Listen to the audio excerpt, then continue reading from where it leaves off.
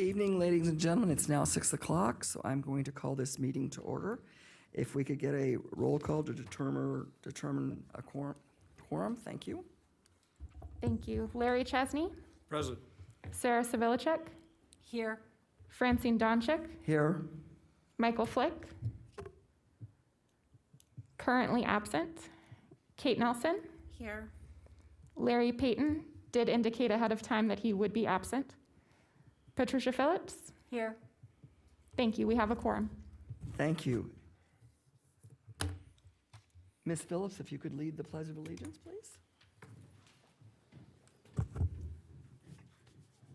I pledge allegiance to the flag of the United States of America and to the republic for which it stands, one nation, under God, indivisible, with liberty and justice for all. Thank you.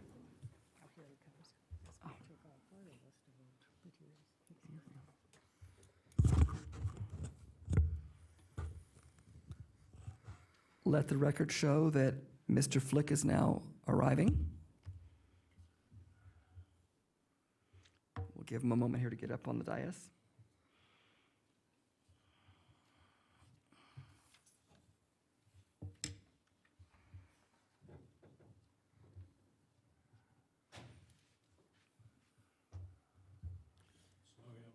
It's okay.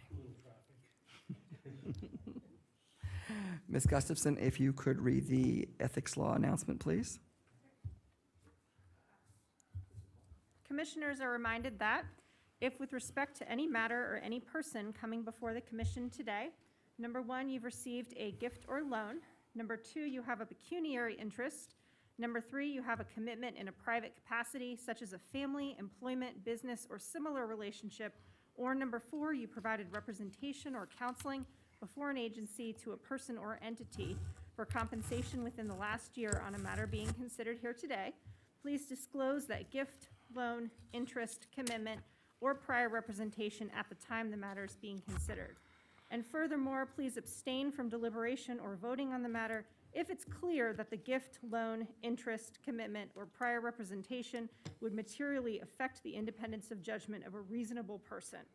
Commissioners are also reminded under the Planning Commission rules, if you've had any contact outside this meeting with any persons interested in a matter coming before the commission today, you should disclose the nature of that contact at this meeting.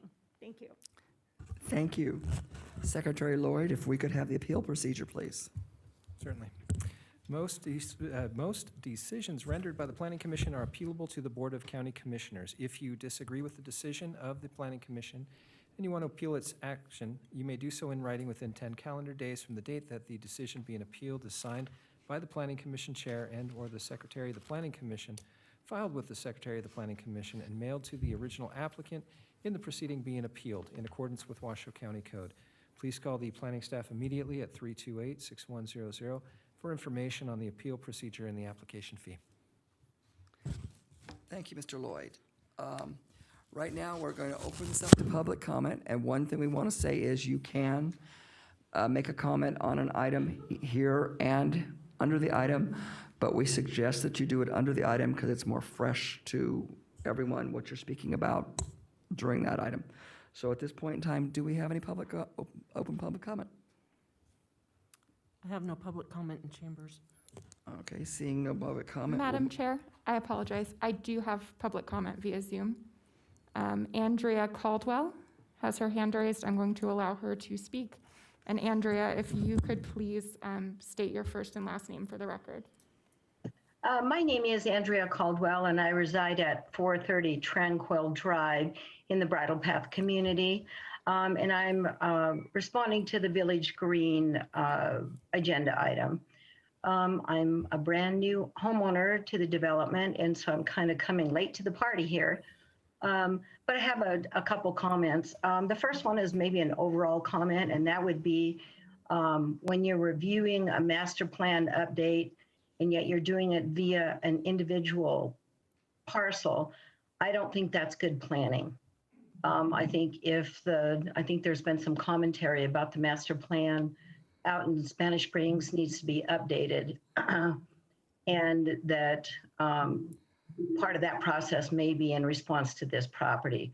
I would encourage you to look at the entire plan, not to isolate a property and make some decisions on that property in furtherance of updating the plan. Secondarily, I think when you're looking at changing a large list of restrictions on that property, when you have no commitment from the owner or the developer of the property as to what the future of that building site is going to be, I don't think there's enough information in front of this body to make that decision based on some facts. It definitely could affect property values, lifestyle use of our property out here if we end up with the incompatible use there. The last thing I want to say is if you go ahead and move forward and allow these alterations, and I know there's been commentary in the past about, they haven't submitted a building permit yet, and so, we can't really say what the buildings are going to be. But if you go ahead and move forward and approve these changes, you are going to be hampering the building permit process because the changes will have already been made. So, and I think it'll be too late at that point in time to really have a good plan on that property. And that concludes my comments. Thank you. Thank you, Ms. Caldwell. Any more public comment? All right, thank you. We'll close the public comment at this time. Next on the agenda is the approval of today's agenda for September 7th. Is there a motion to approve? Madam Chair, move to approve Commissioner Chesney. Thank you, Commissioner. Is there a second? I'll second. Thank you, Ms. Nelson. We have an approval by Larry Chesney, a second by Ms. Nelson. Any further comment? All those in favor? Aye. Aye. Aye. Thank you, ladies and gentlemen. Next on the agenda is the approval of the August 3rd, 2021 draft minutes. Do we have a motion for approval? Commissioner Chesney, move to approve the draft minutes for August 3rd, 2021. Is there a second? Patricia Phillips, second. Thank you, Commissioner Phillips. We have a motion to approve by Commissioner Chesney, a second by Commissioner Phillips. Is there any discussion or corrections or anything for the minutes? Thank you. Seeing none, all those in favor? Aye. Any opposed or abstain? Thank you much. Next, we move on to item 8, planning items. First one on there, we have master plan update by Eric Young, Senior Planner.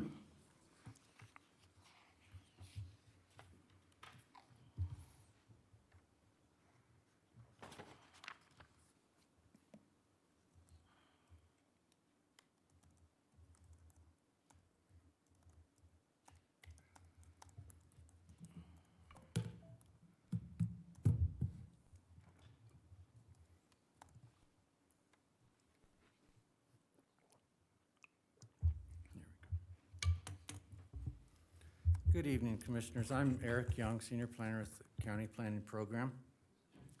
I'm pleased to be here tonight for a brief update on the master plan update, and I think that instead of an update to you, we'll call it announcing the opening of the public engagement phase of this in general. And we'll start with introducing you to what we've been up to for about a year now since we launched this project. So to remind you about what the master plan is and what an update it might look like, let's remind ourselves what is inside this master plan, Washoe County Master Plan. We have 6 overall elements that we're kind of familiar with: land use, transportation, housing. You know all of the 6 elements. But inside those elements, we have 93 goals, 275 policies, and 36 entire programs intended to implement those goals and policies. So I think it's clear that over the years, perhaps our master plan has gotten away from us a bit. This is These are very large numbers. 93 goals is quite expansive and difficult to keep track of. 275 policies is almost difficult to even just administer and even understand what you're talking about with 275 separate policies. So one of the things that we really wanted to make sure that we looked at was, how can we make this whole document make sense to us again? So what we did, starting a year ago, was to begin to put together a steering committee made out of mostly county department heads. A lot of the county department heads and a few regional agency heads, like the Truckee Meadows Regional Agency has somebody on our steering committee. RTC does, the school district does. So we have a few outside agencies. It was mostly a core agency of county department heads and other local leaders of agencies locally. We used this group over a series of about 3 meetings to help us define what the big major goals is, to establish some guiding principles, not for the product, but for the process itself.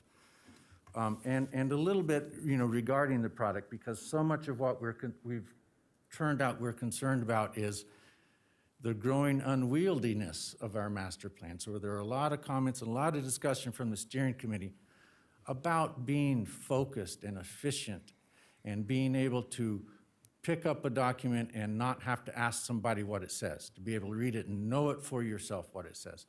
So we got a lot of input from our steering committee about those guiding principles about where we want to go with this plan. Then we set up a group of regional stakeholders. I think we invited somewhere around 66 people and got about 36 people to agree to participate. We conducted interviews with each of those people and compiled and all of their input on a series of questions about, what do you like here? What do you not like about here? What are we getting right? What are we getting wrong? And in particular, one of the more important questions is, what do you not want us to screw up? What do you not want us to get wrong? What's right that you don't want us to ruin going forward? And by us, I mean the community at large, as we grow, as Reno, Sparks, and Washoe kind of grow in response to this kind of spectacular phenomenon that we're experiencing now, people really wanting to come here for more than just construction, which is what it always was before. The diversifying economy is really presenting us with some interesting challenges about growth.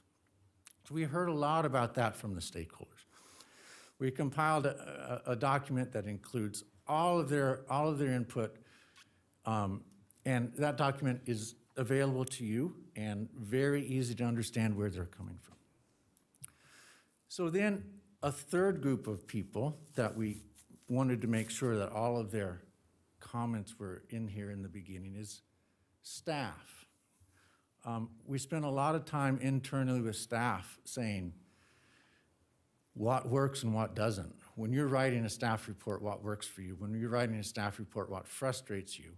When you're trying to review a project, or when you're trying to sit down with a developer and explain something, or with a property owner and explain something, what's easy, what's hard, what's frustrating, what could be better? We got a lot of good input from staff. So that was included in these documents. And the final document that all of this input results in is something that we call the Plan Audit. And the Plan Audit itself is a big, complicated spreadsheet that's available to everybody to see. But what we've been working on in the past few weeks is the summary of that document, and then sort of a graphic illustration, a third summary, so to speak, of what that audit tells us, what we learned from that audit,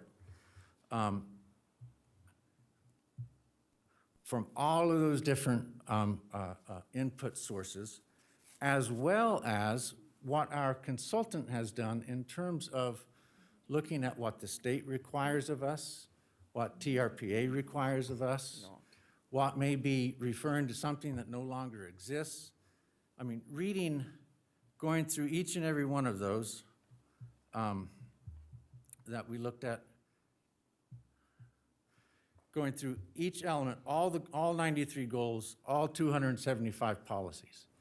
Our consultant went through all of those and said, what's old, what still works, what needs to be tweaked, where are we missing something because the new regional plan says you need to do something, or the state has maybe changed a little bit the way they look at things, want us to do something a little bit different. So this audit has all of this complete review. And what we're doing currently in these last few days is finalizing all of those documents that will then enable us to go out to the community and start our community engagement process. And the intent of that is over the next few months to go out in a series of, well, hybrid meetings in COVID time, right? We really want to have a public meeting where people can come into a workshop-like environment like we used to do, look at what we've been talking about here, look at the documents, look at some other graphics that we're developing, and help us know if where we're at now, what we think we've done, if we're on track. We have a draft vision, a conceptual vision, some conceptual principles, got a lot of direction that this audit has helped provide us.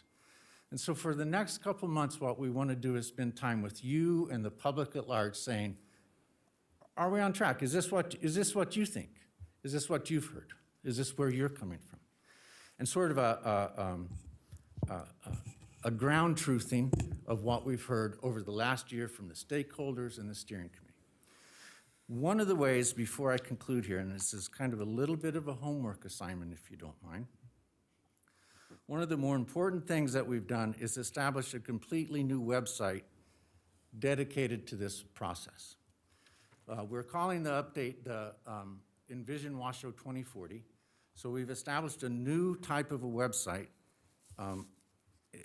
It's based on some new GIS technology that's a little bit different from a regular website. And it's going to allow us to do an enormous amount of public engagement through this website. So right now, this website is public. Anybody can go here. But I'm still calling it a little bit draft, because what I'd like to do is ask each one of you to go to this website, spend a few minutes looking through it. You're going to get all of that more detailed information on what I've told you tonight, all the information about the steering committee, the membership, the stakeholders, all of that description of the process of how we've got here now is on the website. I feel like I could make this website quite a bit better, but I'd like your input on that. So one of the tabs in here is an email tab of contact staff. That'll come straight to me. Some of the other tabs you'll notice are coming soon. Some of the documents will be uploaded soon, but they're not there yet. Like I said, we're putting the final touches on those this week and next week. Those will all be available on this website as well. But what you'll be able to see here, I'll take you to just a couple of things that you may like to go to. We've got tabs here on how to get involved.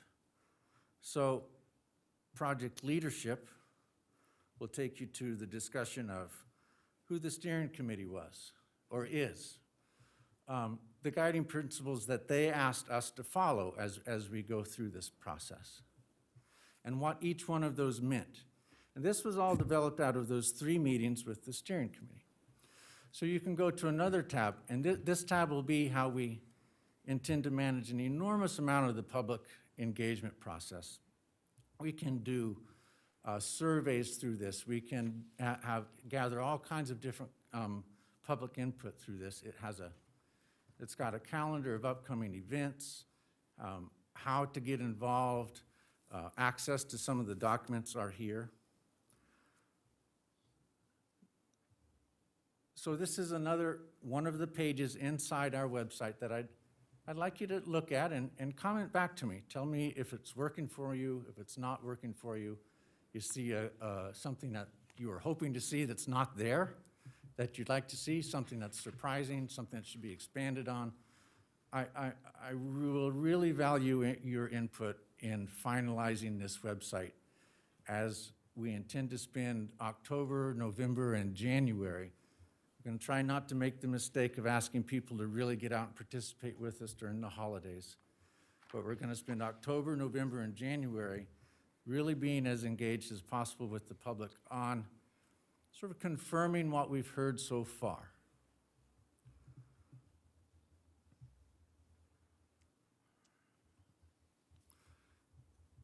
And that would include what you think of the draft vision statement. And this will be one of the things that we're ground truthing with the public as well. Is this a vision statement, given everything that you've seen and heard in here, that makes sense to you? So that is an update for you on how we got to where we are now, but more importantly, that we'd like to start really going out and reaching out to the public now. The background work is going to be sealed up within the next few days, and it's time to start talking to people. So before we really do that, I'd really like to hear from you about one of our more important tools, and that's this website. So anytime you can get back to me on it over the next few weeks, that'd be lovely. Thank you. So I'll conclude and be here for questions if you have any. Are there any questions from the board?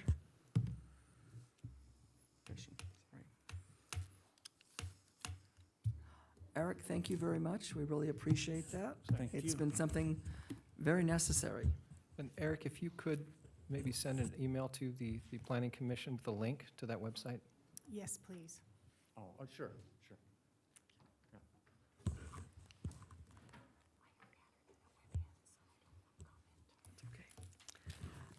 Next on the agenda is item 8B, appointments to the Parcel Map Committee. And at this point, it's a recommendation that the chair, myself, of the Washoe Planning Commission affirm the appointment of Larry Chesney to the Parcel Map Review Committee with a term to expire on June 30th, 2022. And at this point, I do so move. And I was wondering, and there's also the opportunity that Mr. Chesney is unavailable to attend. Is there anyone that would like to be his alternate?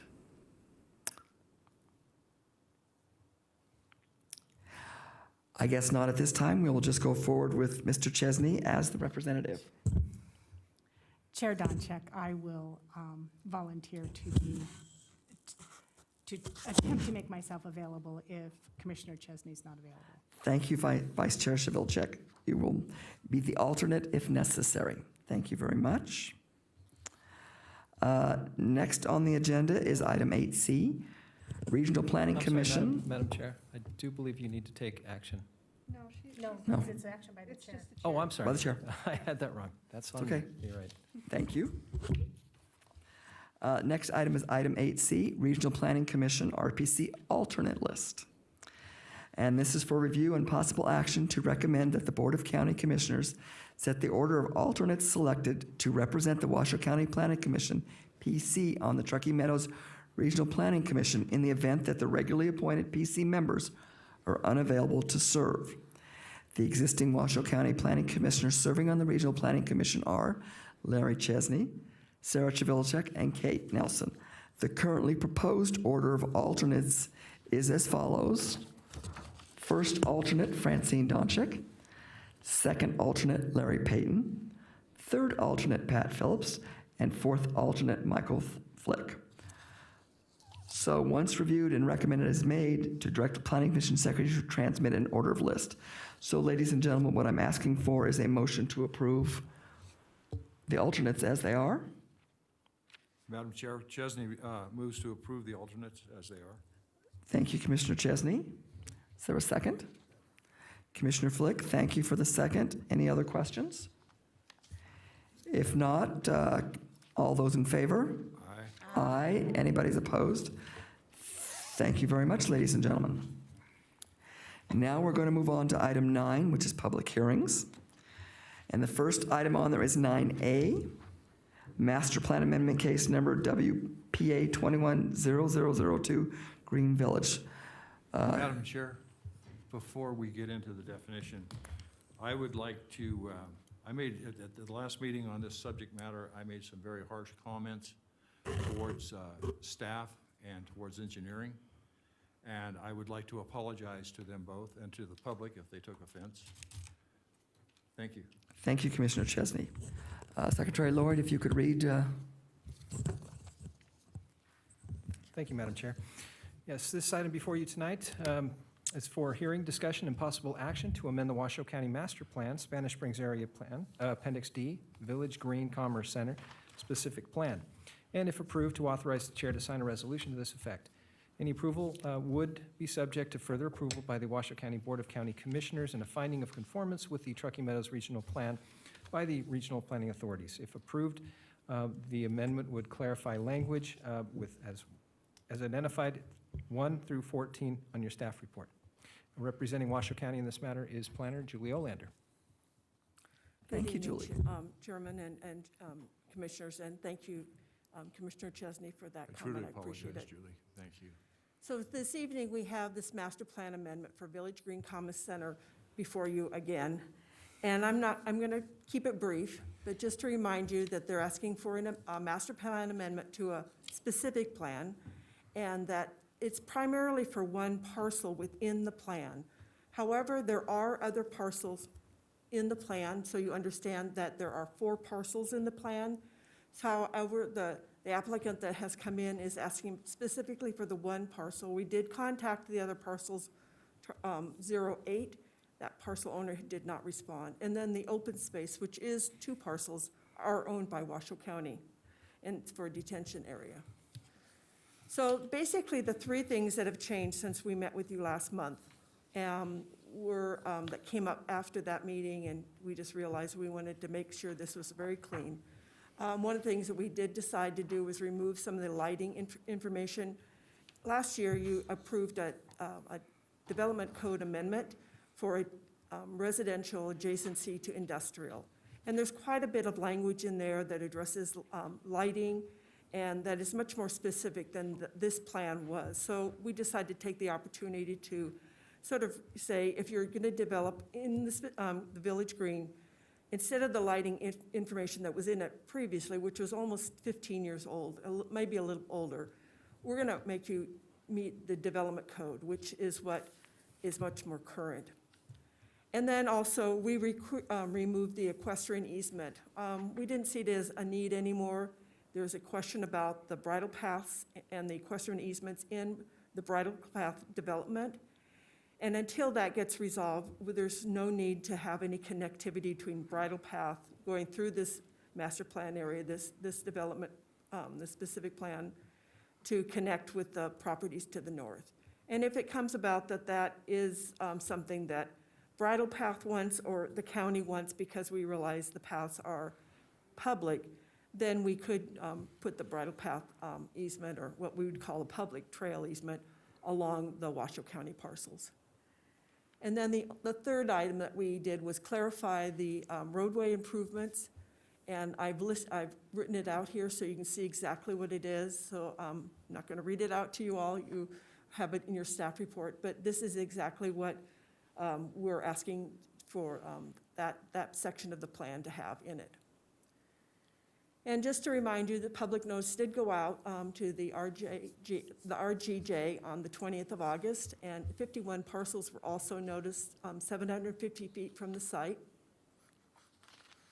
There was a neighborhood meeting held on June 16th, and there were some good comments made, several of them saying that they liked the changes. There were questions about lighting and flooding and building placements, and also about the path. The application was reviewed by various reviewing agencies and departments, and no comments of recommendations of denial were received. These are the findings for a master plan, along with the Spanish Springs area plan finding, and staff is able to provide, make all the findings as detailed in the staff report. And here's a possible motion.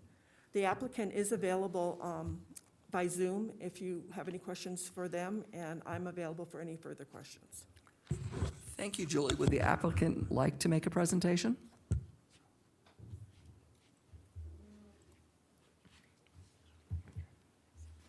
Carrie, I've given you speaking privileges if you'd like to chime in. Hi, yes, we support the recommendation for approval, and Mike Rayleigh and I are here for questions, should any of you arise. Thank you.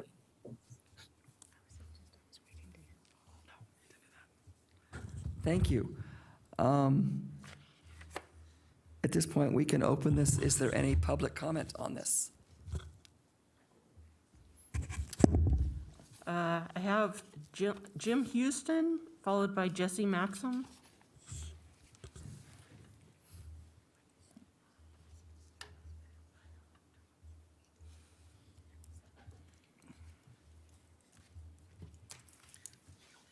Good evening, Jim Houston, in the Bridal Path community.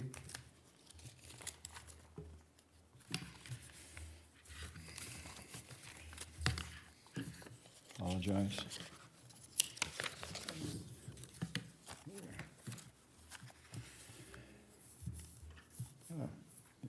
The Village Green Plan was a small plan that focused on a very small area. Everything was very clearly defined in the plan as to what was going to get built.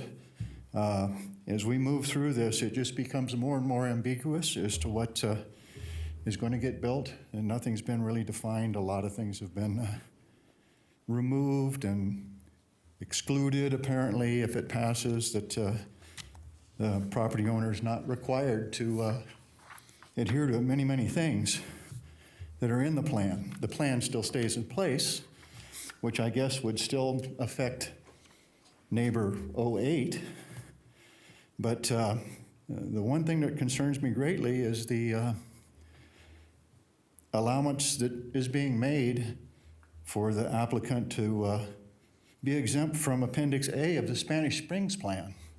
Spanish Springs Plan has nothing to do with the Village Green Plan. And suddenly he's allowed to have much greater site coverage. This area is right next to a residential area. This can affect property values in a tremendous way. So I'd just like to ask you to enforce the Spanish Springs Plan and omit that part about giving him an exemption. Thank you for your time. Next, I have Jess Maxim, followed by Cassandra Grieb.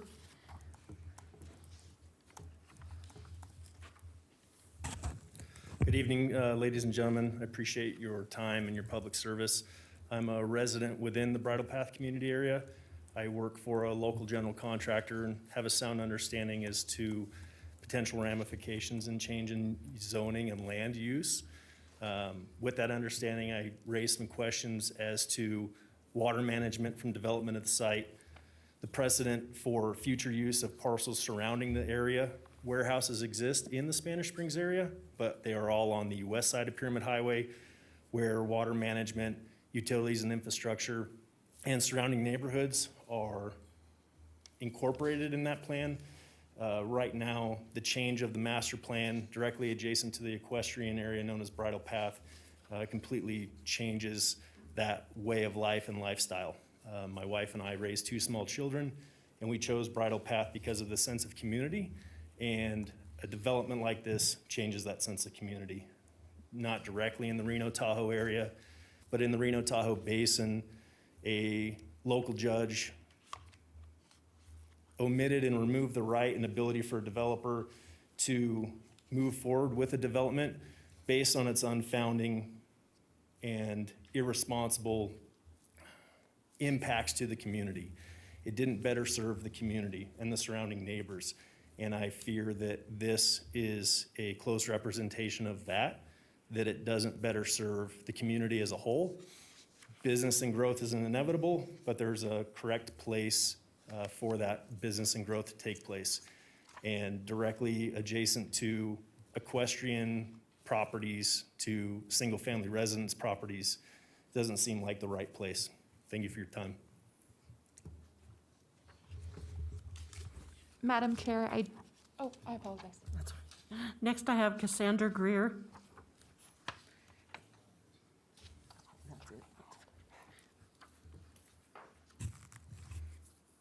For the record, my name is Cassandra Grieb. Sorry for my messy handwriting.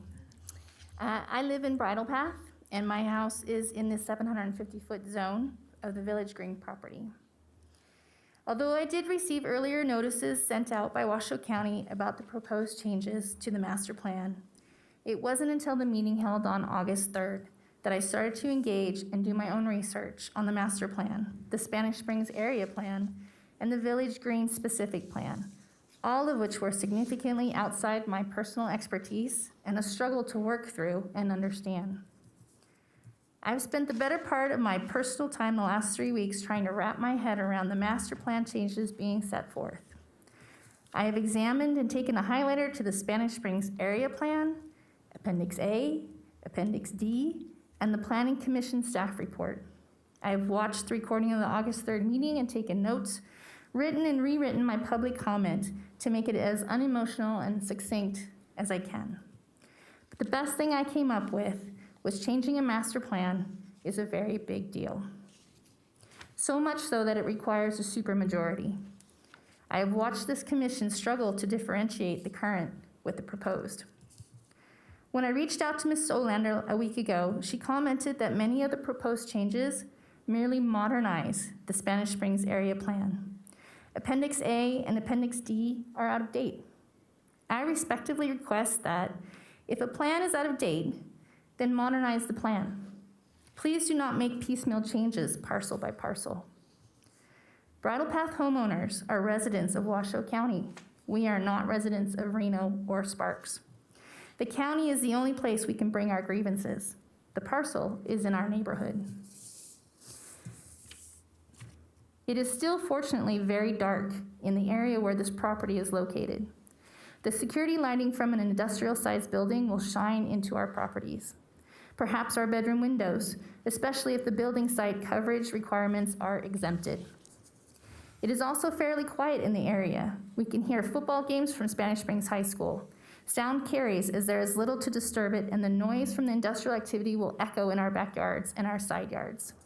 We have horses on our properties. I'm concerned the lighting and the noise from an unrestricted industrial building will create an inhospitable area for them if this parcel is exempted from requirements on building size, lighting, and buffering. At the August 3rd meeting, Ms. Olander stated that the Village Green Plan was developed to allow for industrial uses adjacent to residential uses. If whatever is built there is unrestricted in its size and shape, it will be the only such building, as it is surrounded by residential properties. It will be a singular giant building standing over people's homes. Ms. Olander stated at the August 3rd meeting that the Village Green Plan was made for specific industrial areas.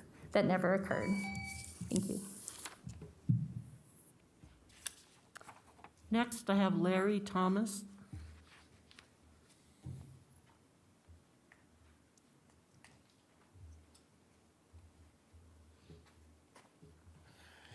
My name is Larry Thomas. I live at 365 Caladata Plata, adjacent to the west of the parcel we're talking about. I'm not up to date on what everything that they want changes. I'm just going to say that any kind of exemption is not right. Over the past 3 years, with 300 houses going in across the street, we've had a lot of things shoved down our throat we didn't want. We agreed to. One thing we did agree to was that this would be an industrial site, but it had quite a few restrictions. Now it seems like they want most of those exempted.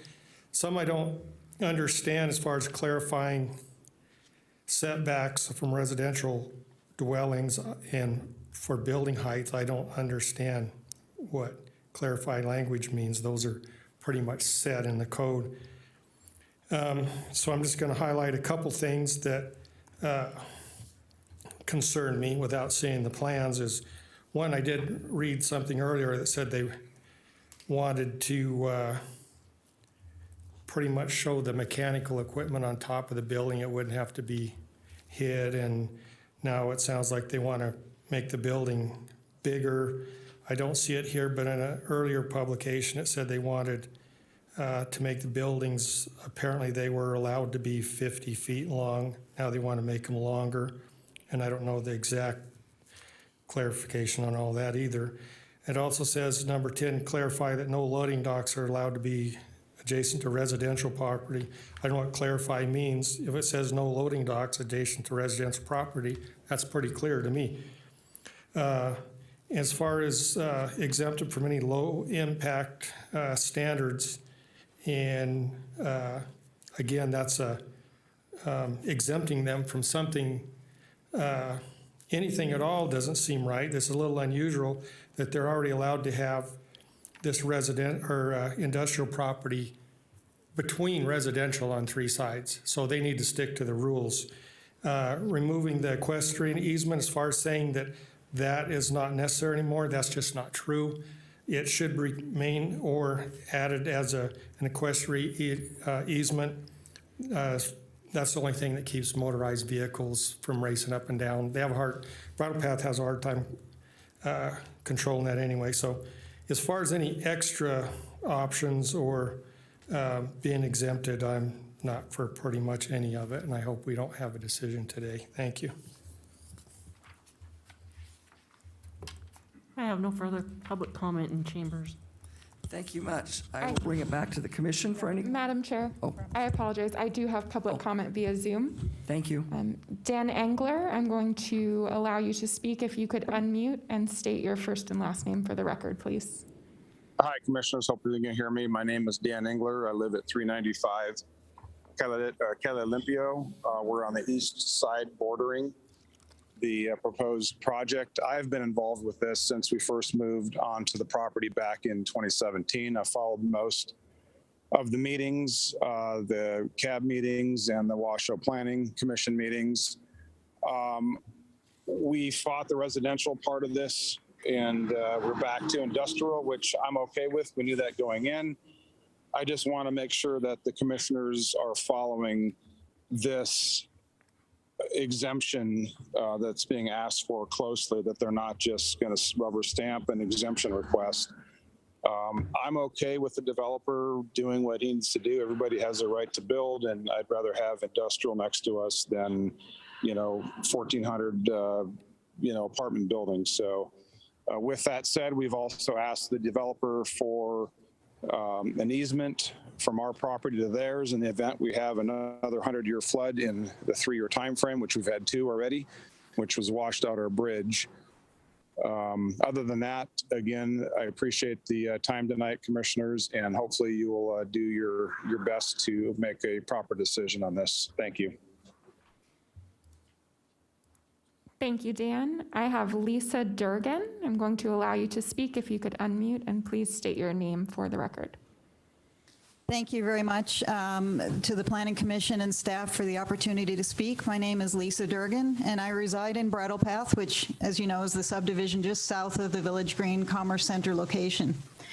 I spoke at last month's meeting regarding the proposed public access trail easement, and I want to say that I agree with and appreciate the decision to remove that element from the plan. It would have, in my opinion, been a waste of the developer's time and money to create a trail that would go nowhere.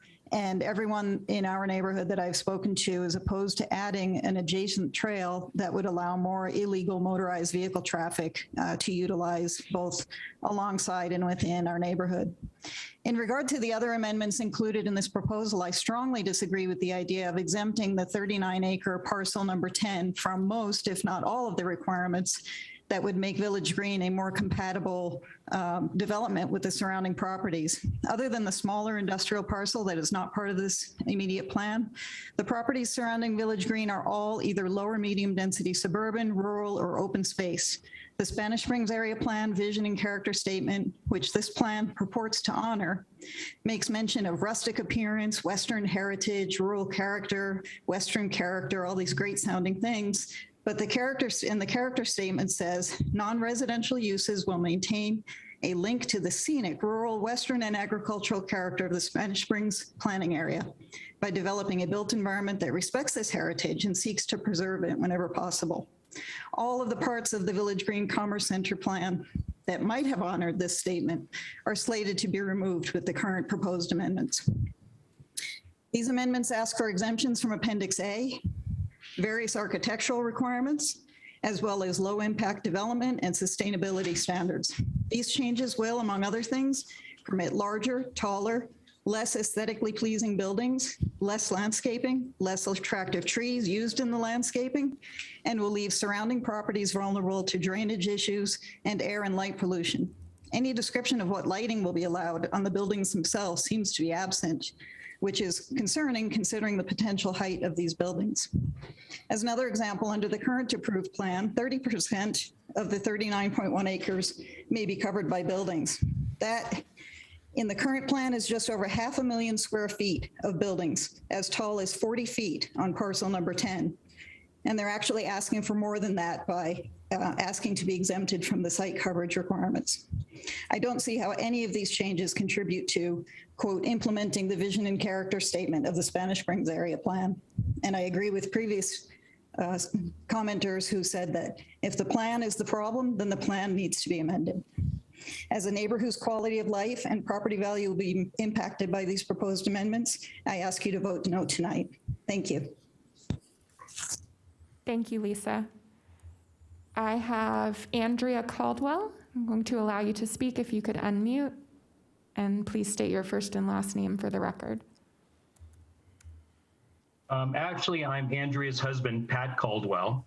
I live at 430 Tranquil Drive. I'm within the 750 feet of that building. And interesting enough, I'm new to the area, but for this planning commission, you know, we heard Eric speak at the beginning of this whole process or this meeting about the master plan. 93 goals, 270 processes, extremely difficult to understand the plan itself. You guys are going to create a new website that the commission has not actually reviewed to go through this. But yet, once again, you want to throw Appendix A out in the Spanish Spring plan and not recognize that this just muddies the water once again, making these one-off decisions to exempt a builder who has not clearly defined what this building is going to be, other than saying it is going to be for industrial use. It will create light pollution, noise pollution with loading docks. There's no real defined parameters around this building. It's very cloudy. And so as a new resident, I'm very surprised that a commission would actually take action to vote on information that is not readily available from this parcel owner. And so I would appreciate if you would reconsider and vote no, or table this motion until there is further information. And I thank you for your time. Thank you, Mr. Caldwell. Madam Chair, I have another comment in chambers. Cindy Thomas.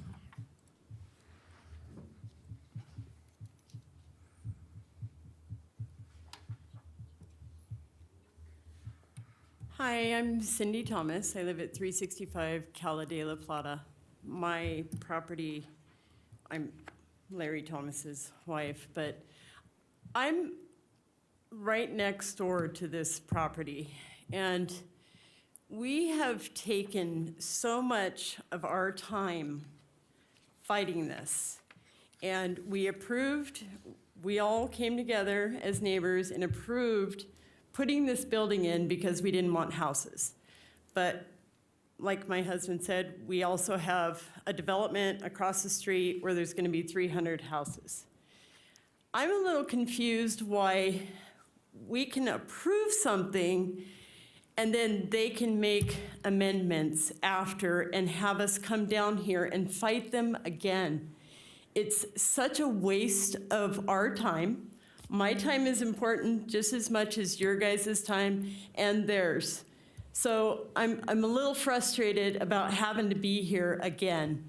We've already made the changes with what they wanted on their big building. My husband and I have just settled for the fact that it's going to go in. So they made all of the, I don't know how to say it, they put in for all of the things that they wanted, and now we're here again because they want to make more changes.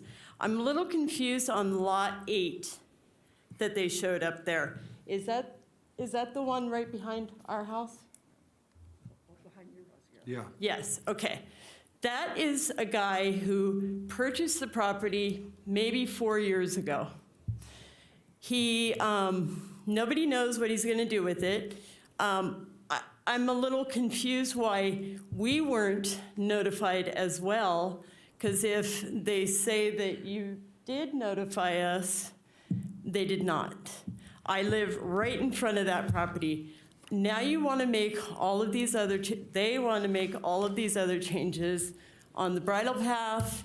It's like, you know, when is it going to stop? Because I'm sick of coming down here.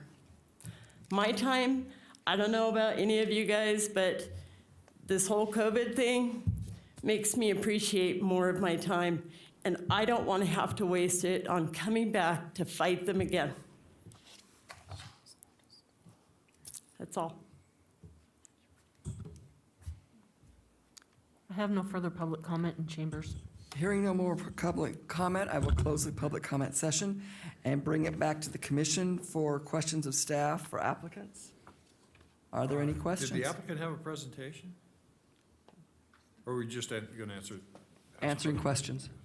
That's what we were told. Good evening. For the record, Mike Rayleigh with Christie Corporation, representing the project, the property owner, not the applicant. I think, just to clarify, as you do recall, this did come back through the process a couple of years ago. And what we found, what the applicant found when going through to actually implement the plan, is there was conflicts between the specific plan and the area plan that just simply got missed last time. So really nothing is changing from what was approved before. This is just a cleanup housekeeping item to make those clarifications so that the plan can move forward exactly how basically it was proposed before. And the bridle path issue is something that the bridle path homeowners have said there's no public access to their trails. So essentially we would be building a trail to nowhere, but the county staff has managed to allow that to come in should that change in the future. So we don't have any objections. We appreciate the work the staff has done on this, and we feel it's just really a housekeeping item. Any further questions from the commission? Yes, Ms. Phillips. Patricia Phillips. I had several questions going through this plan. Basically, the lights. It mentioned that it was doing away with the height of the lights that would be going in, and I do not see anything that's going to clarify how high those lights can be. Julie Olander with Planning and Building. Thank you for the question. So I don't believe, Commissioner Phillips, you were on the commission at the time where we updated the industrial standards that are when they're adjacent to residential. So there's a whole section, just to remind you all, there's a section on setbacks, screening, and lighting. So just on the lighting itself, it says the lighting standards that are within 100 feet from residentially zoned properties shall comply with 414, which has specific requirements. And then it goes on to saying lighting structures that are more than 100 feet from residentially zoned property shall not exceed 25 feet in height. So there's specific language now in our code in 110 that speaks to lighting, screening, loading, and service areas. So there's some more specific language. So when the Village Green Plan was done many years ago, this language was not in 110, not in our development code. And when we were looking at the Village Green Plan, we said, you know, what we have in code for all of Washoe County is much better than what they have in the in Village Green. So we felt it was better from the staff's perspective to fall back on 110 versus Village Green. So that's why we took that lighting portion out. Okay. I have a second question. All right. Being that we represent entire neighborhoods as such, I am concerned about the compatibility with the surroundings. The easement still kind of, questioning easement's kind of floating out there, but the trouble is that I'm one of those people, I want to see ironclad. What's going on? What protection does the neighborhood have?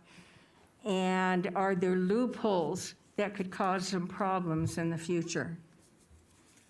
So there are no easements in the Village Green specific plan. Those easements, the proposed easement that we had along the perimeter of the development have been removed. So the only easements that are now in place out there are in Bridal Path, the Bridal Path development. And that's not before you tonight. That's not something we can really address. And I think it's going to have to be a conversation between Bridal Path to resolve what the status of their paths are, and So- not Village Green. Okay, so it's more of a terminology easement versus bridle path. Well, they're called bridle paths or equestrian easements within the Bridal Path development. That's what they're called, equestrian easements. But that's on a separate piece of property. It's not on the Village Green property. Thank you. Okay. Thank you. Yes, Commissioner Fleck. Yes, a couple questions as well. I think number one is the public improvements on the street frontage on both sides of the highway. Is that I'm confused on the new wording, I guess is what it comes down to. Does that mean that we're renegotiating this thing after this gets passed or denied, or? It was quite clear last time that that both sides, La Plata was going to go ahead and get improved with curbs, gutters, and sidewalks all the way to Pyramid. Now, it says, well, we're removing the required sidewalk, which will be reviewed by the engineering division as this progresses through the process. I guess are full improvements required on both sides of De La Plata or not? And what is? So Julie Olander with Planning and Building. To answer your question, I think that what we designed, what came about from this process was we realized that there's other developments going on along Calle de la Plata, and what would be appropriate for this development is not quite known, because this is a master plan, document. So it's the big picture, and so what we came up with, the language is that as this development came in, and if another development came in before this development submitted building permits, then they would be required to do some improvements along Calle de la Plata. It's just a timing issue and who's going to come in first. So that's the reason we left it up to the county engineer. They will decide that process primarily through the building permit process versus through the master plan, master plan document. So it's a more appropriate, those kind of decisions are more appropriate at time of building permit. Who determines that? If it's It'll be appropriate or determined not? at the time of building permit. It will be determined at the time of the building permit for whatever building permit basically comes in a sense, first in those areas. Because you passed out a letter from the engineering department, I believe, two or three meetings ago, which stated that there, as a requirement for full improvements on the north side of the Correct. street. And that raised quite an uproar, because that Right. was new news. Now, I guess what concerns me is we're still giving up a lot, and what are we getting back? If I can get that street to be improved better, safer, I might go along with some of these other things. But if that's not the case, then again, how big is this building going to be? Well, Why is the easement, equestrian easement, so important to be moved versus leaving it the way it is? So Julie, These are just questions that I want to get more comfortable with this thing. Right. And So- I'm still not. all right, so the equestrian was removed because there was no connectivity, and staff deemed it not necessary to have anymore as an amenity for the development. It didn't provide, you know, before this was a portion, no, and it still is, a portion of the Village Green has an equestrian Western theme requirement. However, the idea, when this plan was first originally put together, was there was a thought that people could ride their horses to work because there were going to be hitching posts at the building. So that doesn't seem to be feasible any longer. So the point of the equestrian easement, you know, came into question. Is what are we providing when we have, you know, we're asking this developer to put in an equestrian easement? Then we thought maybe it would be helpful to connect Bridal Path to the properties to the north through the Village Green. Bridal Path development was not in favor of that.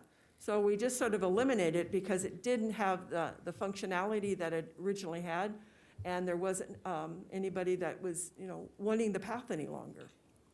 And so to ask this developer to put a path in that wasn't going to, what there was no interest in, seemed, you know, it seemed irrelevant at that point. It seemed like it wasn't necessary to maintain it.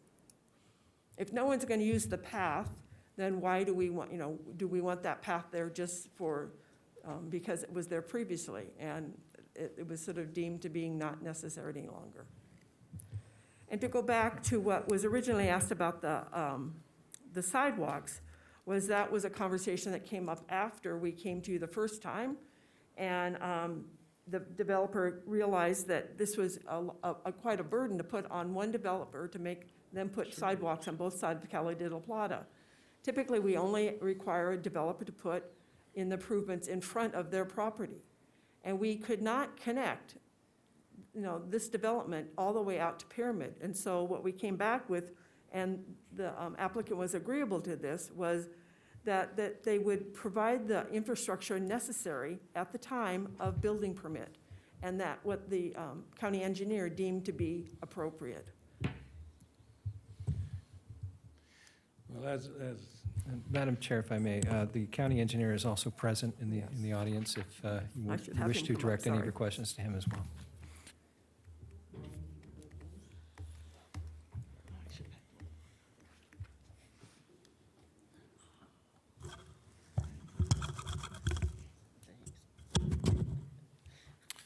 Good evening, everybody. For the record, Dwayne Smith. I'm the Director of Engineering and your county engineer. And maybe Commissioner Flick, through the chair, I can kind of address a couple of your questions and comments. And certainly, let me start by saying thank you to the planning staff. This is a much clearer approach on what is before you tonight, which is a master plan amendment. I want to assure you, Commissioner Flick, that safety, both of the traveling public, pedestrians, are paramount. And we look forward to whenever a project comes into the county, and specifically within engineering, that we will apply the development code requirements as required to make sure that that developer meets the requirements of that project. That's a separate process from the master plan amendment work that you have in front of you.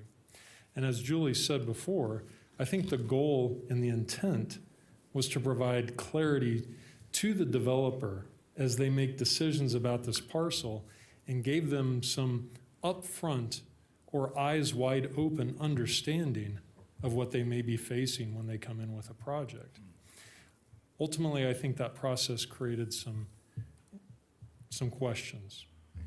But again, I just want to assure you that we will apply the full code at the point that the building permit request comes into Washoe County, and we will make sure that all of those development code requirements are met at that time. I appreciate that.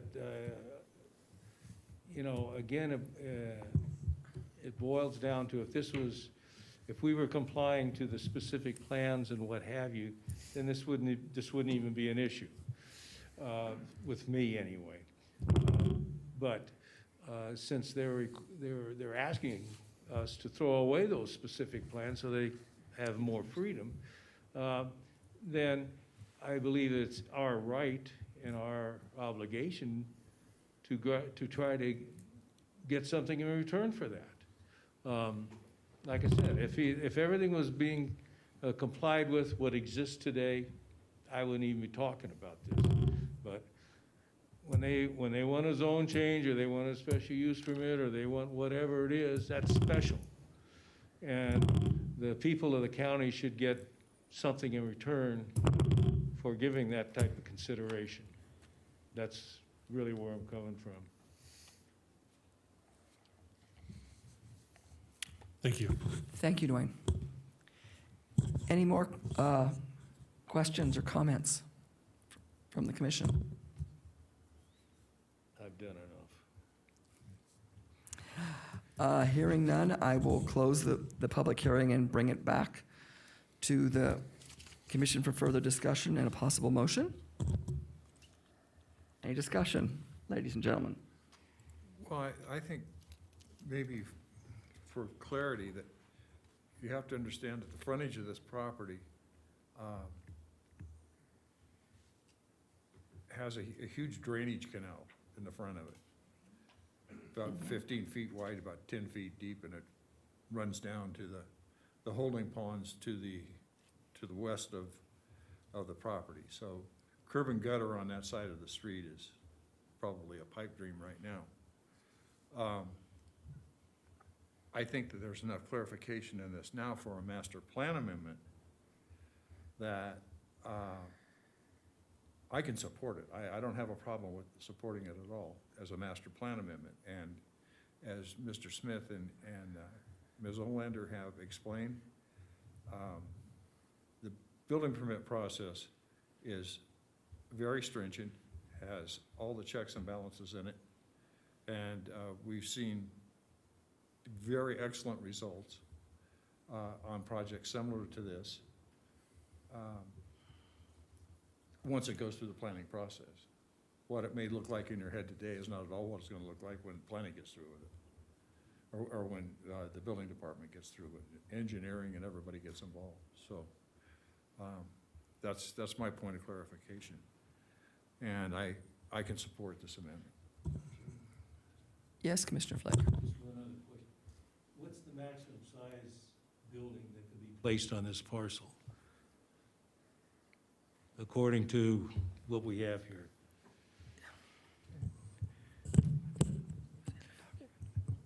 There,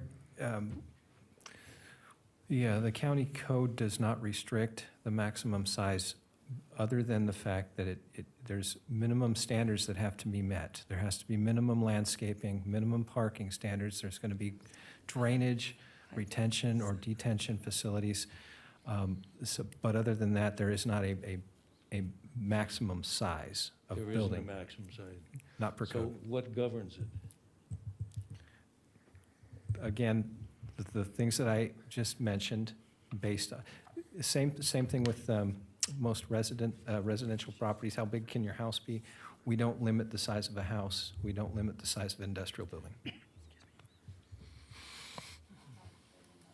If you go to Exhibit A in your package, it gives some examples of Commissioner Chesney, could you state your name? setbacks and landscaping. Commissioner and Chesney, sorts of things. when you start to speak, could you state your name again for the record? Oh, Commissioner Chesney. And so that talks about landscaping and setbacks and those sorts of things to the level that we would expect them at this an point. amendment. Now, when building gets through with it, they will enforce all the codes. Building and engineering will enforce all their rules and regulations. And I think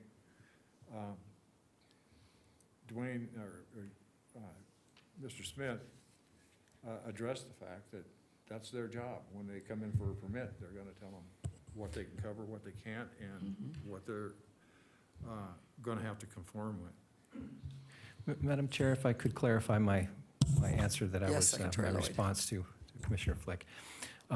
There currently is a restriction in the Spanish Springs area plan for a maximum coverage of 30%.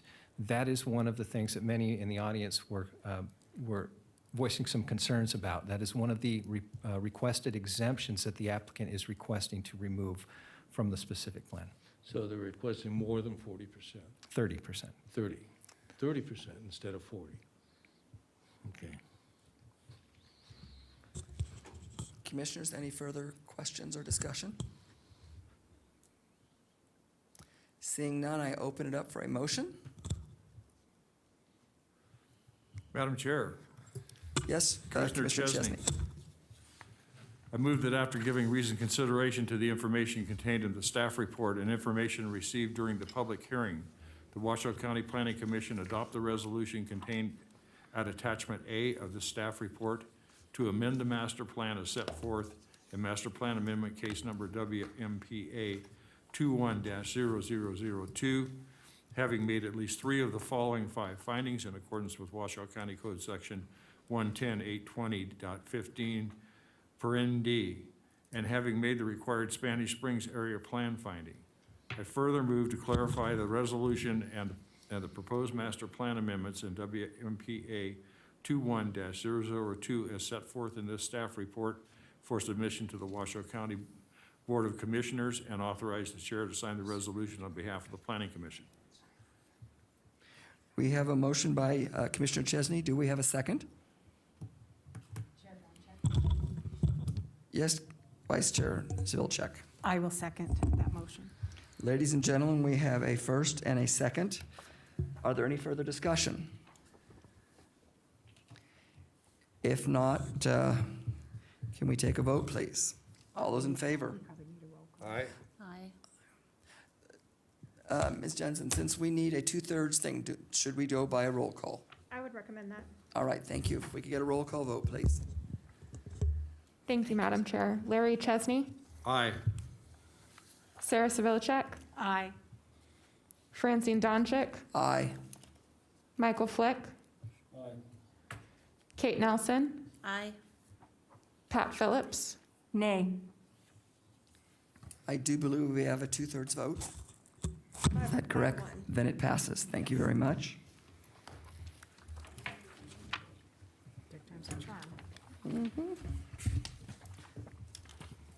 All right, ladies and gentlemen, next on the agenda is item 9B, abandonment case number WAB 21-0006, Lyles. Secretary Lloyd, if we could read for us, please. Yeah, this item before you is for hearing, discussion, and possible action to approve the abandonment of 13 feet of an existing 33-foot access easement on the western property line of APN 017-200-21.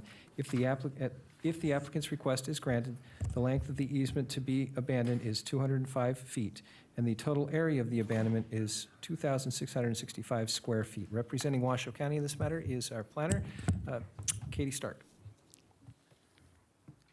Good evening. Katie Stark, Washoe County Planning. The project before you this evening is WAB 21-0006, Lyle's Abandonment.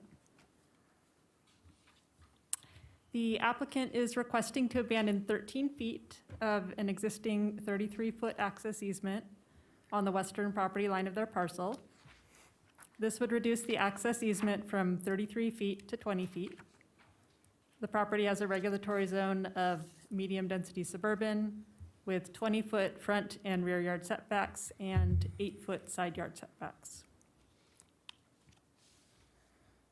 The parcel is located in the southeast Truckee Meadow area on Secret Pass Road off Toll Road. The yellow highlighted portion shows the part of the easement that the applicant is requesting to abandon. Here's another image of the requested abandonment, also highlighted in yellow, and you can see the surrounding properties. The intent of the partial abandonment is to allow for a 24-foot wide addition to the current home. Per Washoe County Code Section 110.406.05, when an access easement traverses a portion of a property and has a total width of more than 20 feet, the required yard setback is measured from the edge of the easement closest to the proposed structure. So due to this code, without an abandonment, the applicant would be required to build 53 feet from their western property line. That would be the 33-foot easement plus the 20-foot setback from the edge of that easement. and their proposed addition would then extend approximately 5.5 feet into the setback. Washoe County Engineering and Capital Projects submitted a condition requiring the preservation of a 25-foot wide easement rather than the requested 20-foot easement. Engineering's condition would result in vacating 8 feet of the access easement rather than the 13 feet requested. With the proposed 25-foot access easement, as conditioned by engineering, the applicant would gain an additional 8 feet of building space, and their proposed addition, as shown in the application, would no longer extend into the setback. Here's an image to hopefully make all of that a little clearer. If you look down at that second red line in the image, you see the existing 33-foot easement. And then the bottom red line shows the addition of the 20-foot setback. You can see that the proposed addition, which is that dotted line coming off of the residence, would extend into the setback. If you look up toward the top of the picture, you can see the 25-foot requested easement with a 20-foot setback, and then the requested addition would not extend into the setback. The applicant's parcel here is outlined in blue, and you can see that access remains available to the surrounding parcels via Rocky Vista Road, Big Smoky Drive, and Secret Pass Road. A notice was sent to 15 property owners adjacent to the proposed abandonment. The project application was sent to 13 agencies for review. One of these agencies provided conditions, and those conditions are included in Exhibit A of the staff report. Staff can make the 3 abandonment findings. I did want to point out for finding number 3, existing easements, that the full 33-foot public utility easement will remain. None of the utility easement will be abandoned. It's only the access easement. So staff is recommending the approval of the partial abandonment. A possible motion is provided for your consideration. This motion is set up to include that 25-foot easement as requested by engineering. So I am available for questions. My coworker Chris Bronzik has helped me with this, so he's available as well. The applicant is here, and she has a presentation also with a slightly altered request. So we also have engineering available to answer any questions that might come from that. Thank you, Katie. We can now hear from the applicant.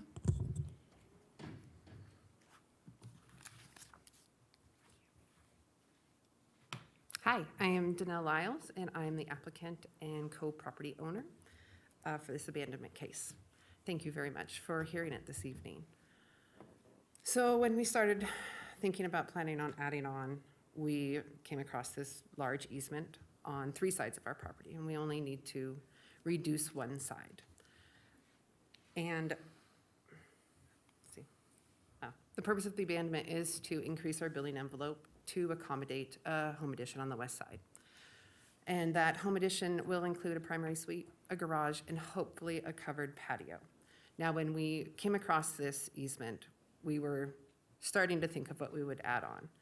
One thing I failed to include in my site plan was the covered patio, and that is why we requested it to be 20 feet. We need a maximum of 21 to include it because of how our house is angled, and I'll show that in the next couple slides. This is the location of our parcel. We're at 15755 Secret Pass Road. We are west of Toll Road and south of Big Smoky Drive. Our parcel is 1.574 acres, and it is zoned medium-density suburban. This is a road view of the access easement and how it is currently used right now. This will not change at all. There are 2 fences, one on each side. And this is an additional access for a few surrounding parcels. And I will show that all of those parcels all have road access. This access will not be changed at all. And this is standing at Sylvester Road, where Sylvester Road ends at Big Smoky Drive. So engineering, like I said, is recommending 25 feet. We did submit it as 20, and we submitted it as 20 to include the covered patio on the back. It was not something that we thought would be a problem, and we failed to include it, and that is our fault. So this is the site plan. It shows the 13 feet that is requested to be abandoned. In the bottom corner, there's the future covered patio. At 25 feet, we are 4 feet shy for that covered patio, which is why we requested it at 20 feet. Here's an aerial view of the abandonment area. It's mostly sagebrush and my blackberry bushes. 13 feet by 205 feet, total square foot of 2,665 square feet. So this is the access for all adjacent parcels. Access to all parcels is maintained. No existing access pattern will be disrupted at all. All nearby parcels can be accessed from Sylvester Road, Secret Pass Road, Rocky Vista Road, or Big Smoky Drive. Now, Sylvester Road, on some maps, it does look like it extends, but on our parcel map and the assessor's map, it does not go past Big Smoky Drive. So the access for 3 parcels use this access easement. It will be retained as is, and they will still be able to use it. The last Sylvester parcel is at the top with the purple star, 017-15060. That is the last address Sylvester parcel. So our neighborhood was established in the 80s, all the roads were. They are private, dirt, unimproved roads, but they're all accessed from Toll Road, often used by Big Smoky Drive or up Sylvester, and everyone has access via Secret Pass, Big Smoky Drive, or Rocky Vista Road. I'd also like to point out a nearby easement abandonment that was completely approved. He requested 2 33-foot government patent easements to be completely abandoned. This is in line with this access easement. I am only requesting that ours is reduced. Nothing will be changed to any access for any adjacent parcels. In summary, the reduction of the 33-foot government patent easement to at least 21 feet will allow for our home addition to include a covered patio. The current easement access will remain unchanged. 0 parcels will be impacted. I do understand at 20, it is important that it is over 20 feet, that it be at least 20.01 to include a 20-foot setback to account for the 33-foot easement. But we do need a minimum of 21. So thank you very much for hearing the case tonight, and I'm available for any questions. Thank you. Ladies and gentlemen, any question for staff or the applicant? Yes, Commissioner Chesney. Are you in agreement with this proposal, or? Agreement with the counties for the Yeah. 25 feet? Yeah. Not exactly, no, it's not what I requested.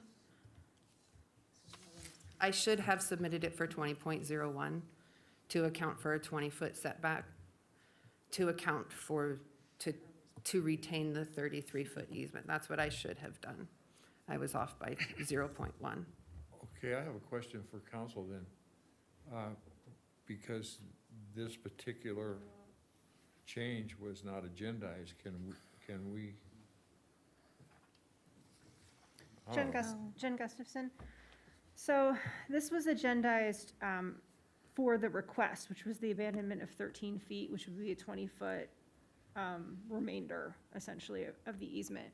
And so anything that's approved that's like less than that would be fine.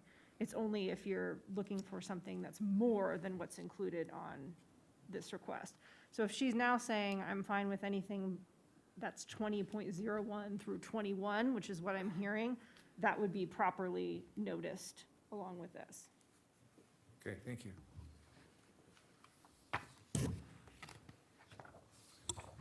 Any other question, commissioners?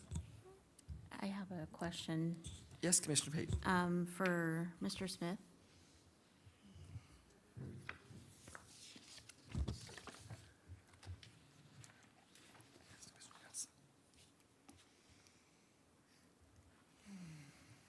Just, can you go over your reasoning on wanting it to be the 25-foot as opposed to the 20? For the record, Dwayne Smith, Director of Engineering and Capital Projects.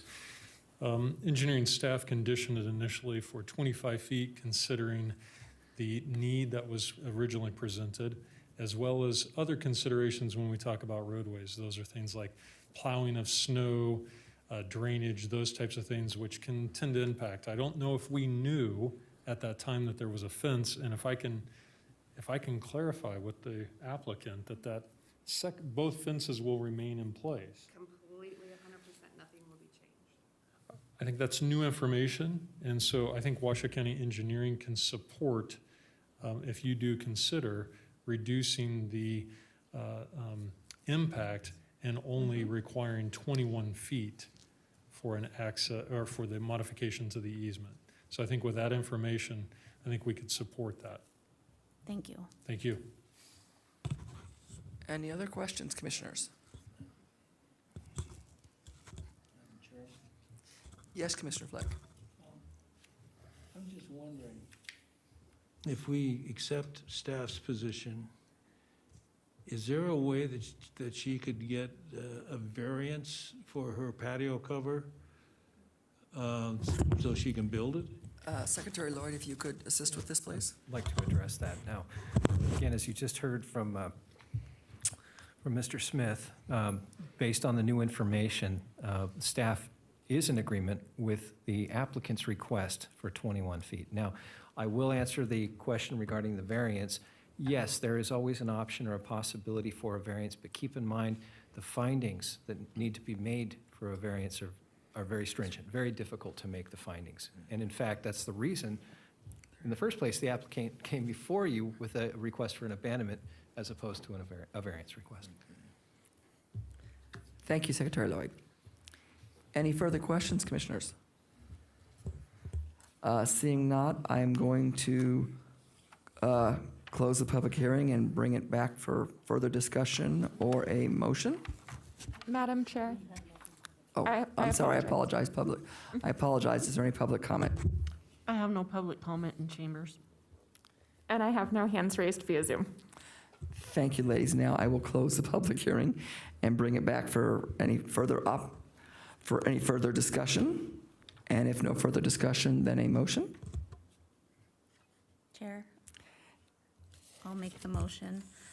Yes, Commissioner Nelson. I move that after giving reasoned consideration to the information contained in the staff report and information received during the public hearing, the Washoe County Planning Commission partially approve with the conditions included as Exhibit A to this matter, abandonment case number WAB 21-006 for Danielle Lyles to include the abandonment of 12 feet of the 33-foot public access easement, having made all three findings in accordance with the Washoe County Code Section 110.806.20. Madam Chair? Commissioner Chesney, second. I'd just like to clarify, because the conditions as currently written include a 25-foot remainder, so perhaps you would We like need to to amend your amend. motion to say with amended conditions of approval. I for the amend 12 my feet. motion with the amended conditions of approval. Commissioner And I amend my Chesney. second. So we now have a motion with the amendment of 21 foot for we have a first and a second. Is there any further discussion? If not, we'll take can we just do a regular, or should we do a call on this one, Ms. Gustafson? Whatever you prefer. Okay, ladies and gentlemen, all those in favor? Aye. Aye. Any opposed? The Abandonment case passes with the new amendment. Thank you, ladies and gentlemen. Next, we move on to item 9C, abandonment case number WAB 21-0007, Natchlinger Taylor. Secretary Lloyd, if you could read, please. Yes, thank you. So item 4, hearing, discussion, and possible action to approve a partial abandonment of 16 feet of the existing 33-foot access easement on the northern property line of APN 150-22104. If the applicant's request is approved, this would result in the length of easement to be abandoned at 158.13 feet and the total area of abandonment at 2,530.08 square feet. Once again, representing Washoe County is Staff Planner Katie Stark. Katie Stark, Washoe County Planning.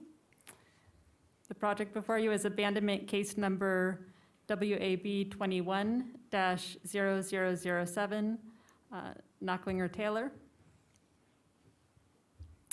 The applicant is requesting to abandon 16 feet of the existing 33-foot access easement on the northern property line of their parcel. This would reduce the access easement from 33 feet to 17 feet. The property has a regulatory zone of low-density suburban with 30-foot front and rear yard setbacks and 12-foot side yard setbacks. The parcel is located in the forest area on Fawn Lane off Mount Rose Highway.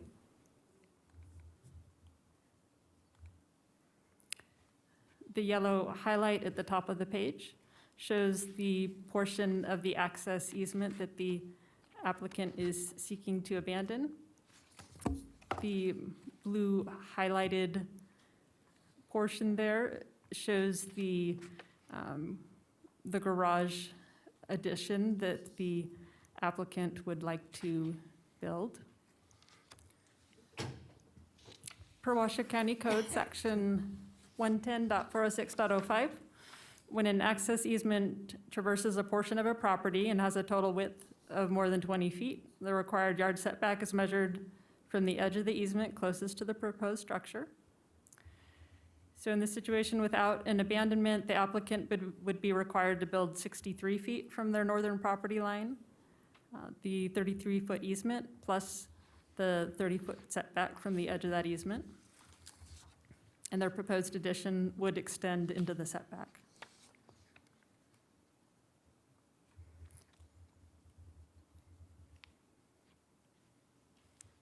Lacey, could you move me forward?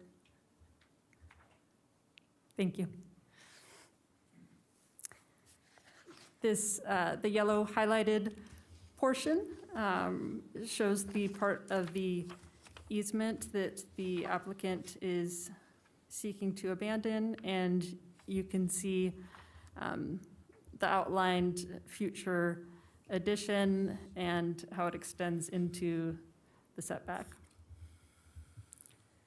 Truckee Meadows Fire Protection District submitted a condition requiring the preservation of a 20-foot wide access easement along the northern property line for fire apparatus access roads and water supply.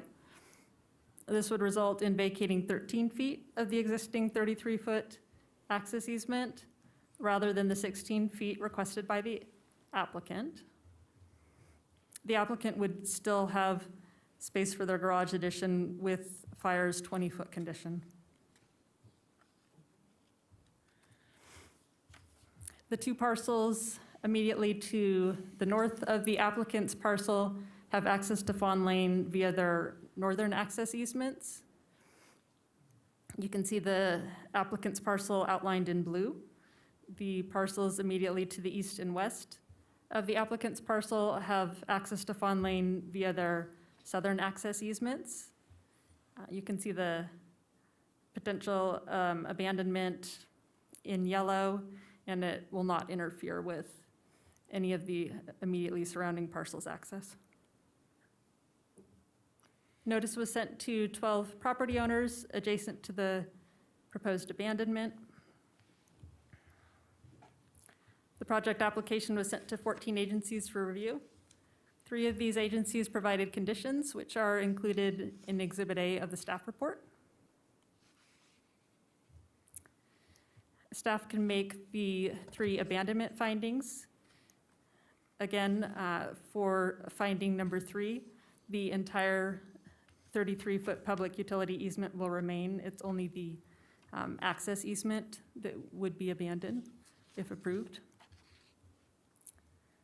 Staff is recommending approval of the partial abandonment, and a motion is provided for your consideration. Again, this motion is written to reflect the 20-foot easement requested by fire. And I'm available for questions. The applicant is present if you have any questions for them, but is not intending to make a presentation. Thank you, Katie, very much. At this point, do we have any public comment at this point on this one? Ladies? I have public comment. Charles Donahoe.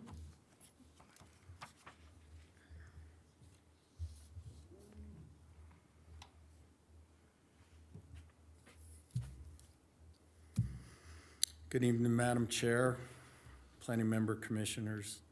I'm Charlie Donahue, and I reside at 15445 Fawn Lane, Washoe County, Nevada.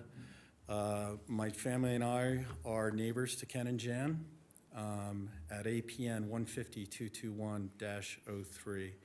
I'd like to thank Washoe County staff, Kitty Stark, and Ken and Jan in answering a number of the questions I had regarding this abandonment and the potential of impacting future access to our property. The principal access for these parcels is also Fawn Lane through a similar 35-foot easement that was established in patent at the time the parcels went out of federal ownership, as well as being established by parcel map 1210, which was recorded in 1981 by Frederick Stoll. This same parcel map 1210 was referenced when a 30-foot easement for ingress and egress was established over the patented 33-foot right-of-way on the southern portion of APN's 150-221-04, 150-221-05, and 150-221-06. This 30-foot easement was recorded in 1988. While I recognize Taylor and Nussinger's request to abandon a portion of this easement through their property lies to the north of their home, my research on the issue, as well as comments and as the comment reducing the request from Truckee Meadows Fire Protection District and maintaining a 20-foot easement for fire apparatus access has me concerned regarding our principal access to the site, particularly during a wildland fire. My research and discussions with neighbors indicate that both landscaping and installation of fencing and a rockery wall have been placed within the 33-foot and 30-foot easements to the north as well as the south. I've attached an aerial highlighting these restrictions are less than 20 feet and confirm the measurement in the southern portion of the APN 150-221-06 in the field. It's my understanding that the fencing was constructed without the benefits of a permit or having gone through the abandonment process. Our property is the furthest west in the shared drive, and I wouldn't want access by the local fire protection compromised during considering Fawn Lane does not have the benefit of fire suppression hydrants, and this area was recently excluded from pile burning to reduce fuel loads for air quality purposes by the health department. Washoe County staff is recommending the approval of the modified abandonment of the 33-foot easement to the north to 20 feet. I can support that. That seems reasonable. However, I would respectfully request the county ensure that the fire protection district can actually access this modified easement. Sir, I'm sorry, but your time is up. Ensure the public life and safety issues existing are not compromised. Thank you. I've given staff a comment of the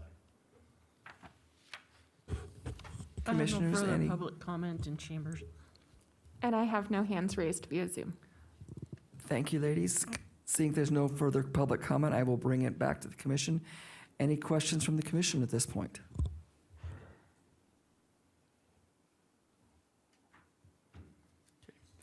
So ladies and gentlemen, seeing no questions, I'm going to totally close the public hearing.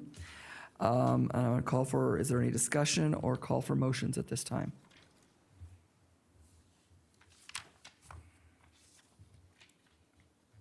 Madam Chair, Yes, Commissioner Chesney. Commissioner Chesney, I'd like to make a motion.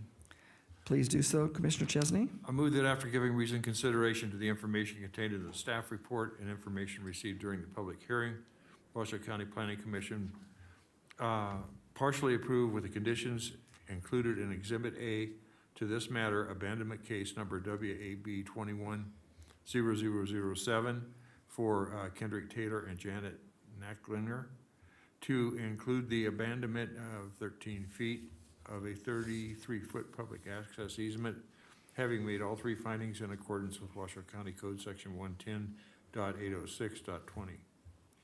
Thank you, Chair Chesney. Is there a second on this motion? Patricia Phillips, second. Thank you, Commissioner Phillips. We have a first and a second, ladies and gentlemen. Any further discussion? No further discussion. I'd like to take a vote. All those in favor? Aye. Aye. Any opposed? Thank you. It passes.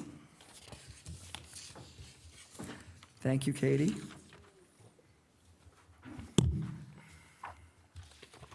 Ladies and gentlemen, next on our agenda is item 9D. It's another abandonment case number WAB 21-0009 Rock Spring Solar. Secretary Lloyd, if you would please. Thank you, Madam Chair. For hearing, discussion, and possible action to approve an abandonment of a 50-foot wide access and public utility easement along the southern property lines of APN 074-06129, 074-06130. If the applicant's request is approved, the length of the easement to be abandoned is 1,479.67 linear feet, and the total area of the abandonment is 73,983.5 square feet. Representing Washoe County in this matter is Staff Planner Dan Kalan. All right. Dan Kalan, for the record. I have before you WAB 21-0009. This area may be familiar to many of you, as this came before you as part of a solar project. So, as Trevor succinctly summarized, the applicant is requesting to abandon a 50-foot wide by 1,479.67 feet long access easement along the southern property lines of APN 074, 06129, and 30. The applicant has secured a long-term lease for these parcels as part of the proposed solar facility. This is the vicinity map. This is located approximately 45 miles north of the city of Reno, right along the California border, near the Fort Sage substation. This is part of the north area of the solar facility that was proposed earlier this year under WSUP 21-0001. The yellow lines that are on this here at the very bottom represent the rough location of the proposed abandonment easement. And as you can see, the rest of this is going to be solar panels in the near future, pending future Board of County Commissioner and regional approval. So as you can see here, the applicant is requesting to abandon the southern 50-foot easement across both parcels. This affects a number of parcels, including APN 074-06136, 37, 38, and 39. However, there is no proof of easement across APNs 36, 37, and 38. And therefore, several of these parcels would become legally landlocked as proposed. Therefore, staff has provided conditions of approval to provide a 20-foot access in order to ensure that the currently accessed parcels through Indian Lane are still accessible, which looks like this. So what we're seeing here is that the area in yellow has no proof of legal access per the county surveyor. Therefore, we are recommending the applicant in place a 20-foot replacement easement in order to provide access to parcel 074-06139. That way it does not become landlocked as it used to have access beforehand. Public notice was sent to 11 property owners adjacent to the proposed abandonment, and staff is able to make all 3 of the required abandonment findings as conditioned, and therefore recommends the abandonment be approved with conditions. I am available for any additional questions, and I believe the applicant is available online through Zoom for any questions as well. Thank you. So Dan, at this time, the applicant doesn't want to make a presentation, just available for questions. That is correct. Thank you very much. At this point in time, is there any public comment for this item? I have no public comment in chambers. And I have no hands raised via Zoom. Thank you, ladies. Hearing that there's no public comment, I will close the public comment and bring it back to the commission for questions. Commissioners, do you have any questions for staff or the applicant? Seeing no questions from the commission. I'm sorry. Go ahead, Mr. Phillips. Question. Does the lease, instead of an ownership, make a difference in the use of this parcel? No, the use has been approved by the planning commission here for whoever has control of the land. So it makes no difference whether it's owned by the parcel owner or leased and provided with land control to the applicant. Thank you. Commissioners, any further questions? Hearing no further questions, I will close the public hearing, and I will call back for either an option for further discussion within the commission or a call for a motion. Madam Chair? Yes. I did want to point out that if the board is inclined to approve this, if you could include in your motion as conditioned in Exhibit A, it looks like that was left out of the motion language on the first page.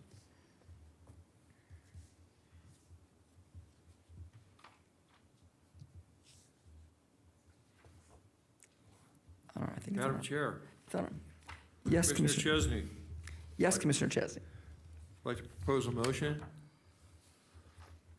I move that after giving reasoned consideration to the information contained in the staff report, information received during the public hearing, the Washoe County Planning Commission approve abandonment case number WAB 21-009 for CED Rock Spring Solar LLC, having made all 3 of the findings in accordance with Washoe County Code Section 110-806.20 as conditioned in Exhibit A. Thank you, Chair Chesney. Do we have a second on the motion? Chair Donchik, I'll second that motion. Thank you, Vice Chair Savilczyk. We have a first and a second on this motion. Any further questions or discussion? Hearing none, we'll take a vote. All those in favor? Aye. Aye. Any opposed? It passes. Thank you very much, ladies and gentlemen.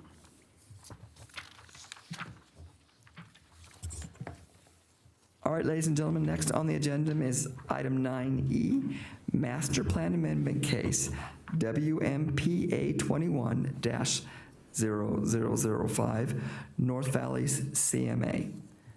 Secretary Lloyd, if you would, please. Thank you. Yes, for hearing for hearing, discussion, and possible action to approve a master plan amendment to the North Valley's Area Plan, Appendix A, Character Management Plan Map, for the purpose of removing up to 421 parcels from the North Valley's Rural Character Management Area in order to correct non-conforming regulatory zones. Of the 421 parcels that are subject to the request, 268 parcels were formerly in the Reno-Stead Corridor Joint Plan area, and 153 other parcels in the vicinity are almost completely surrounded by the city of Reno. And if approved, authorize the chair to sign a resolution to this effect. Any approval would be subject to adoption by the Washoe County Board of County Commissioners and a finding of conformance with the Truckee Meadows Regional Plan by the regional planning authorities. Once again, representing Washoe County, this matter is Staff Planner Dan Kalan. All right, Dan Kalan, for the record, I have before you WMPA 21-0005 for the North Valley CMA mapping. I want to thank Trevor for spitting that out as it was a mouthful. Simply, this is a request to remove 421 parcels from the North Valley's character management area. These will default back to the master plan category. So this will result in no changes to the master planning and no changes in the regulatory zoning. And I apologize for how complicated the case description is, and I will try my best to make this a little bit more clear as we go through. So first, a CMA. A CMA is a character management area. So this fits into our regulatory framework where we have the state at the very top, which is what regional is required to be in conformance with. Therefore, the county at a municipal level is required to be in conformance with the regional plan. And within the county's jurisdiction, we have a master plan, and then we have the modifying character management areas, which then both set the allowable regulatory zones. I want to make it very clear that this proposed amendment will not make it easier to be annexed by the city of Reno. That is not the intent, though it has been a frequent topic in terms of conversation. So, the background on this case. The former Reno-Stead Joint Corridor was rolled back in 2020 under WMPA 19-0009 and WRZA 19-0009. So, with that, 268 parcels defaulted to the rural character management area. This was not intentional. Per staff research, we have found that the original maps were created based on the absence of a suburban character management area, as opposed to the active inclusion in the rural character management area. So in terms of layering, you have the top layers that are created individually, and then the bottom layer defaulted to just the rural character management area, which was a light green. This created all these parcels to become legal non-conforming, which is to say they were legal when zoned, but they are not currently in conformance with the regulatory documents that we have. Upon further research, we also discovered that another 153 parcels in the vicinity also had a similar situation. So we wanted to wrap them into a comprehensive review, specifically to prevent ad hoc changes as parcels change over the next 20 years. So this is to do it all at once, as opposed to allowing applicants to come in for master plan amendments, remove it from 1 to 5, 10 parcels at a time, as opposed to dealing with it comprehensively. So the real issue here is that it's almost impossible to tell that these are legal non-conforming. You can't find it in the development code, the regional mapping system, the master plan map, or the regulatory zone map. You have to dive deep into the North Valley's area plan, specifically policy 1.4 on page 12, and the character management plan map, which is on page 31. So what this looks like is that all these green areas are the rural character management area. The areas that are highlighted in blue, unfortunately it doesn't pop very well on this projector. The areas highlighted in blue are the areas that are legal non-conforming. All the areas that are in the pinks and purples are what are mapped as distinct suburban character management areas, whereas the areas that are in gray are the incorporated city of Reno's exerted sphere of influence and city proper.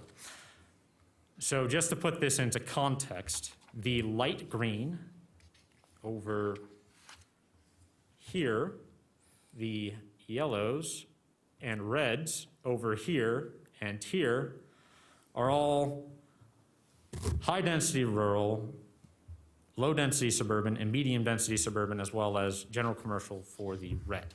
Those areas, as you can see here, are not listed as allowable regulatory zones within the rural character management area.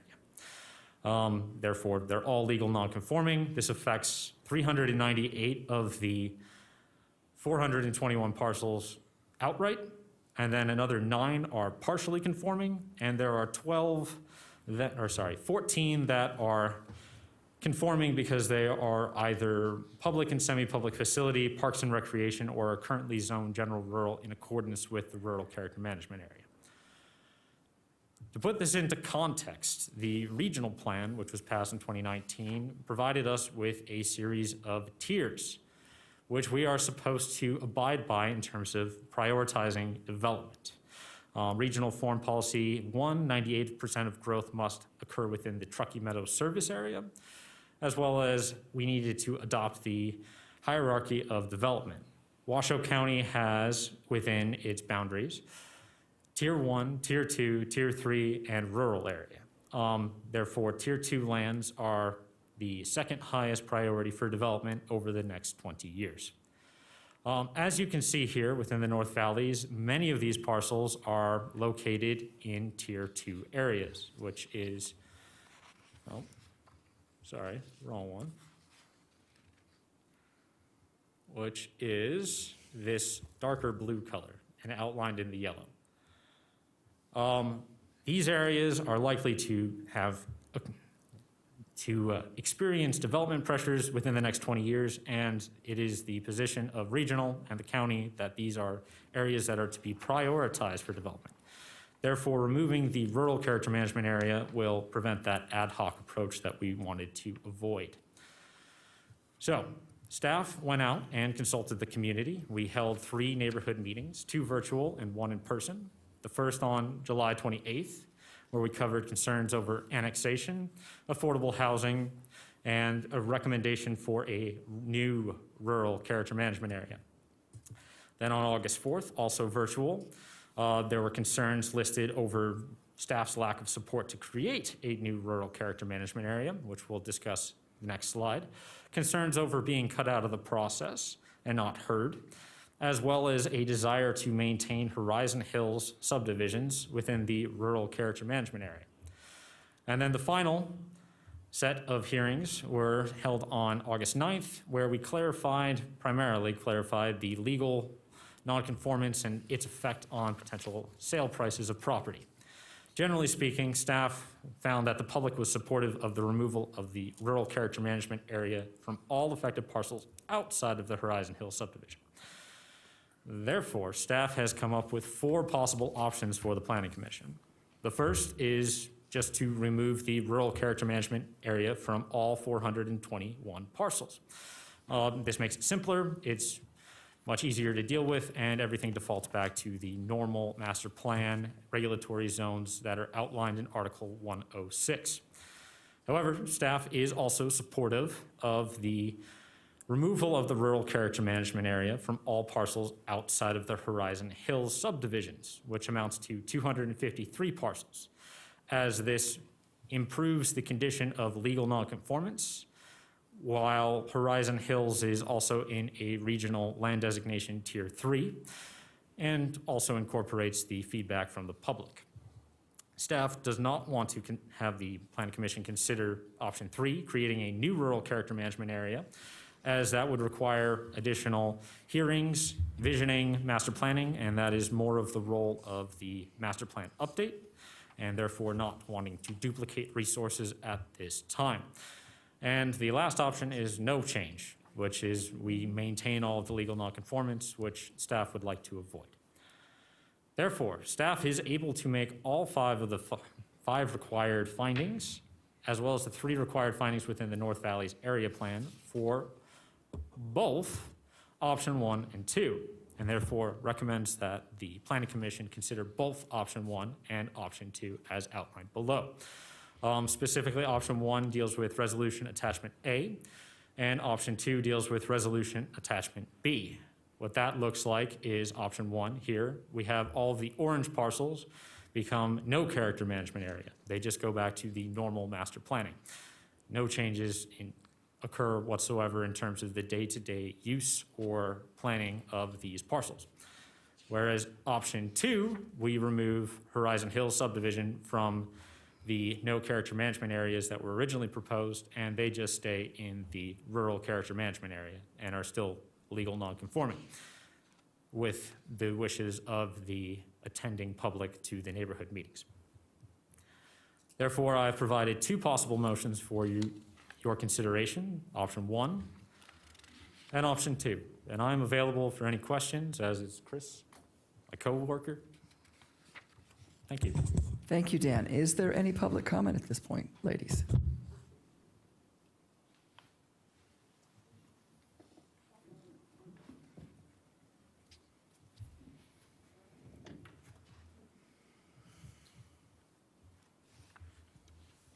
Yes, I have Mary Jokova. Good evening, my name is Mary Jo Kivy, and I am from the Horizon Hills subdivision. I am not representing everybody from the Horizon Hills, just our own parcels that we own up there. But those of us that attended the meetings, both virtually and at the public meeting, the workshop, we were against having Horizon Hills included in this. We would like you to support option number 2 and leave us out of it. We understand it makes it a little more difficult for staff, but it keeps us, I guess we have a rural attitude out there, and we would like to keep it with the rural title on it. We know it doesn't change how many horses we can have. We know it doesn't change how many other animals we can have, but we do like the title of the rural for our subdivision. Thank you. Any further public comment? I have no further public comment in chambers. I do have public comment via Zoom. I have someone logged in as PC. I'm going to allow you to talk. If you could please unmute and state your first and last name for the record.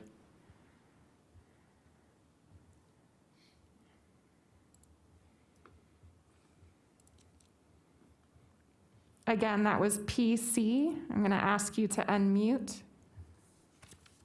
If you could please state your first and last name for the record, you have the floor.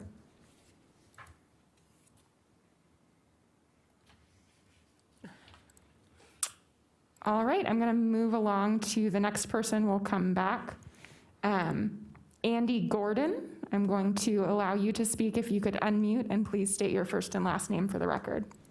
Yes, hi, my name's Andy Gordon, and I'm speaking with for some folks from Black Springs. I'm actually in Paradise Valley, Arizona. Nice to meet you and appreciate all the hard work staff and the commission is doing. I was a VISTA volunteer in the 1960s in was known as Black Springs, Nevada, which name changed to Grandview Terrace in 1990. Perhaps the name should be, instead of Grandview, it should be maybe Masonry Monolith Building View from Black Springs at this point. It's the only property on that map that's between Martin Luther King Memorial Highway and North Virginia Street. What people who I worked with in Black Springs back in the 60s, who I've stayed in contact with, have called me on Friday and said they just weren't aware of all the details of this. As I understand it, it sounds like it's a correction for non-conforming regulatory zones, but the community members did not feel that they fully understood what was going on. The only in-person meeting was not held in Grandview Terrace or Black Springs, where Washoe County has a park, the Martin Luther King Memorial Park, and the Westbrook Community Center. And it seems like it'd be appropriate to make sure those voices are heard. I want to add that a book was written about the history of Black Springs called A Cry for Help by Helen Townsell, who could not make this meeting. Those papers from 1950 of that rural Black community are now at the Nevada Historical Society. What I want to say is those 6 elements that are looked at in planning don't seem to embrace history and heritage, and the community has quite a bit of that. As you may know, those of you who have been there and have driven through it, streets are named such as Coretta for Coretta King, Kennedy for John F. Kennedy, Medgar Evers, the World War II veteran, civil rights leader who was assassinated or murdered, Malcolm, and the Westbrook family, who the granddaughter wrote the book. And so I just feel it's appropriate, particularly in this time of conversation in our communities, to make sure individuals in that community fully understand what is happening to the community, even if it is nothing as is presented here. So what I would encourage is not to probably take a vote today. Make sure community members in Black Springs or Grandview Terrace do have an opportunity to hear the great slide deck, which was not part of the material presented to the commission. Thank you for your time. Thank you, Mr. Gordon. I have Michael Salmon. I'm going to allow you to speak. If you could please unmute and state your first and last name for the record. Michael Salmon, Horizon Hills property owner. And I would echo Mary's, the previous commenter's comments, and would like to thank staff for considering option 2. Thank you. Thank you, sir. I have Debbie. I'm going to allow you to speak. If you could please state your first and last name for the record. My name's Debbie Christian Hughes, and I'm a Horizon Hills resident, and we've been up here for 40 years, and we'd like to go with option 2. We don't want to be part of the city. We want to keep our rural standing, or however you got to do it, and we want to have our lots be legal again. And that's really all I have to say. Thank you. Thank you, Debbie. Do you have any more? Okay, I have no further hands raised via Zoom, but I did just want to remind the commissioners that we did receive an email from Debbie Woods on behalf of Dwayne Townsell and an email from Dave. Both were provided at the dais and posted online prior to the meeting. All right, hearing no more further public, I will close the public comment and bring it back to the commission for questions of staff. Chair Donchek. Yes, Vice Chair Svilchek. For staff, please. Was any specific outreach made to Grandview Terrace given its historical significance to the community? Dan Kalon for the record. Grandview Terrace was noticed in accordance with NRS, as were all the other properties, with a series of neighborhood meetings, both online and in person. The in-person meeting being August the 9th at the North Valleys Community Center, which I do not think is a substantial hardship to cross 395 to go visit the community center. Staff did make an effort to go to the public as opposed to have the public come down to the county chambers, specifically because there is a hardship associated with traffic on US 395, especially with the Spaghetti Bowl. Every day of my life, Dan. Yes. So, and then another question, because I can't find it because these maps are kind of tiny right here.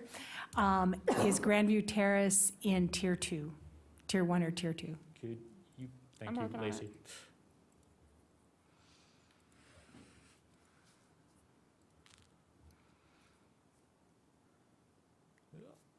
There, so Grandview Terrace, I believe, is right in here. So it is in the Tier 2 area. Okay, thank you.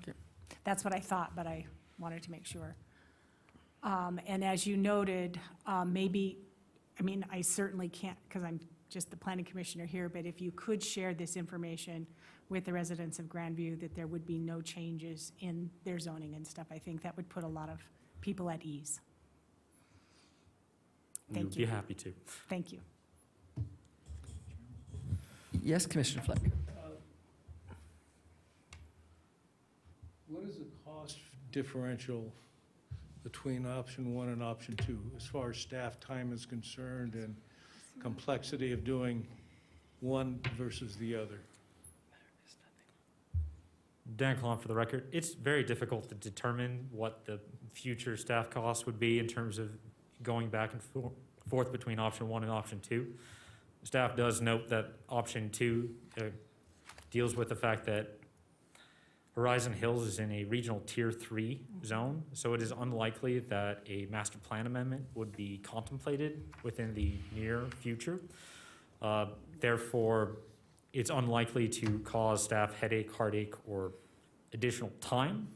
That being said, it does create the potential for not being able to change parcels within that area, within the already designated master plan category. So I believe most of these are designated as medium-density suburban, whereas other areas would be able to potentially come in for a regulatory zone, pending the Planning Commission's approval, of course, Do to you increase think to that HDS. Both are, say, staff time-wise, forget dollars, staff time-wise, what does it look like to complete it? Again, it's very difficult to weigh because I can't say what is going to happen with the development. At this point in time, I would say minimal. Okay. Any further questions from the commissioners? Patricia Phillips? Yes, Commissioner Phillips. Okay, Horizon Hills is an established county development, shall we say? And how long has this been in existence? Horizon Hills or the master plan rural No, character Horizon management area? Hills. I'm looking for Oh, the chicken and offhand? the egg. Offhand, I believe Horizon Hills was constructed in the 1960s and 70s. I don't know for sure, but my understanding is it has been there for the better part of 40, 50 years, as has the community of Grandview Terrace, if not older. Grandview's older. Again, I'm a transplant here. I don't have the institutional knowledge as some people within the county staff do, who could provide you with an exact date. I think of Roger. But my understanding is they have been here long in existence before the approval of the most recent regional plan and last iteration of the character management area in 2010. Chair Doncheck. Yes, Vice Chair Yes, Spilczyk. I just want to compliment staff on taking because you had a lot of things you were dealing with. The Reno-Stead Joint Corridor Plan, which has sunsetted, and bringing this all back into compliance. So thank you very much for that. You're welcome. I also want to say that I just think the detail where you gave us 4 options and explained the options and took what the community said at the meetings is very important, and we thank you. You're welcome. That being said, are there any further questions? If not, I'll join a motion. Chair Doncheck, I'm prepared to make a motion. Yes, Vice Chair Spilczyk. Thank you. On master plan amendment case number WMP A21-0005, North Valley CMA, I am making a motion for option 2, remove the RCMA from 253 of the 421 parcels, exempting the parcels within Horizon Hills subdivision, as noted by staff, because Horizon Hills is Tier 3.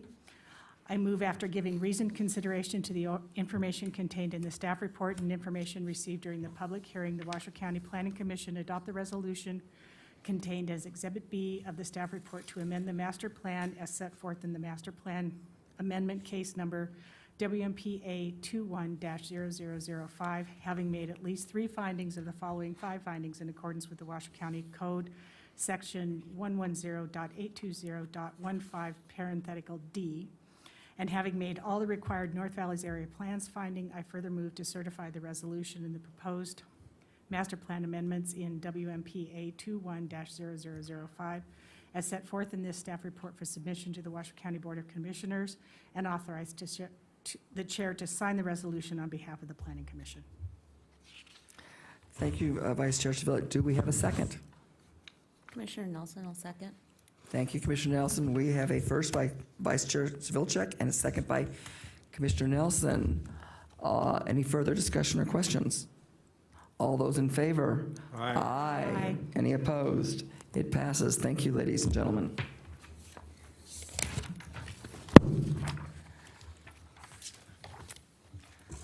Thank you, ladies and gentlemen. Next on the item agenda is item 9F, tentative map case WTM 21-007, Village Parkway. Secretary Lloyd, if you would, please. Sure. For hearing, discussion, and possible action to approve a tentative subdivision map for 166 detached single-family dwelling units and 183 attached single-family dwelling units in a common open space development on 3 parcels totaling 124.6 acres and associated major grading for 57.5 acres of ground disturbance 326,548 cubic yards of cut, and 255,214 cubic yards of fill for the proposed tentative map. And once again, representing Washoe County is Staff Planner Dan Kalan. Lacey, this is the wrong one. To the Washoe County presentation, yes. Thank you, Lacey.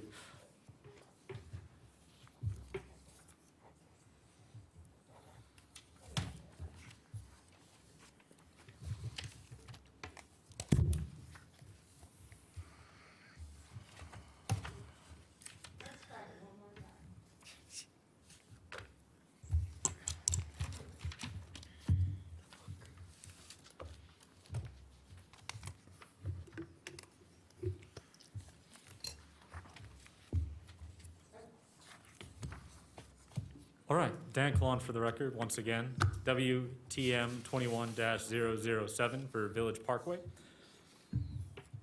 Not to belabor the point, as Trevor had already illustrated this, this is a request for a 349-unit common open space subdivision, of which 183 are attached single-family residential, and 166 are detached single-family residential. This is on 124.6 acres.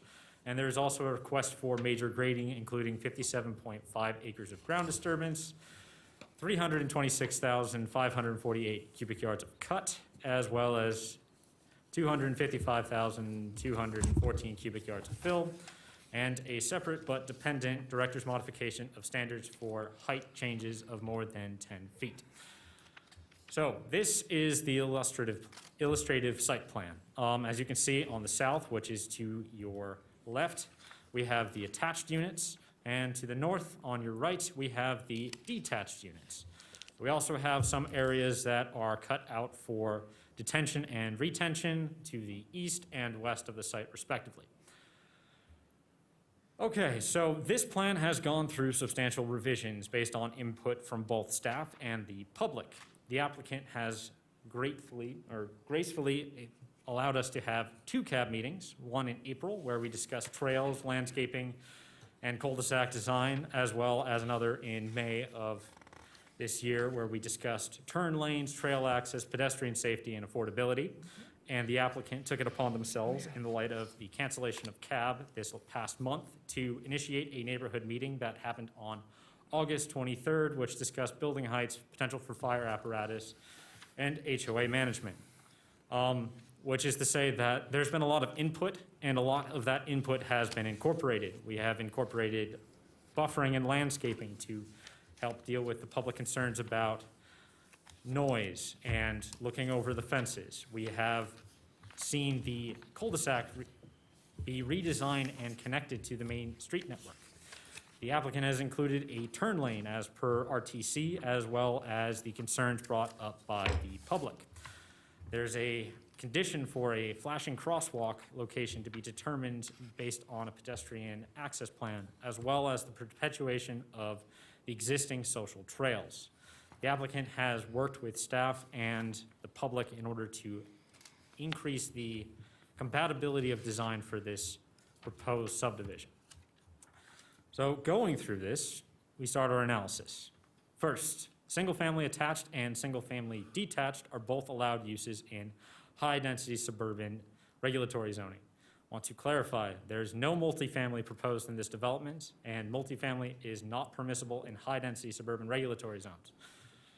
Moving on to Article 406, building placement standards. Want to note that the applicant has requested 349 units in total. The maximum dwelling potential that they could put on the property would be 427 by staff's calculations. So they are well within the bounds in terms of proposed dwelling units. Want to make a note of Washoe County Code 110-406, as there are 2 areas that are of interest to the Planning Commission. First, it states that standards may be modified pursuant to Article 408. And it also states that if a lot does not meet the minimum lot size for the regulatory zoning for the lot, then yard requirements and setback dimensions shall be based on the lot size for the next densest regulatory zone for which the lot does meet minimum size for lots in that zone.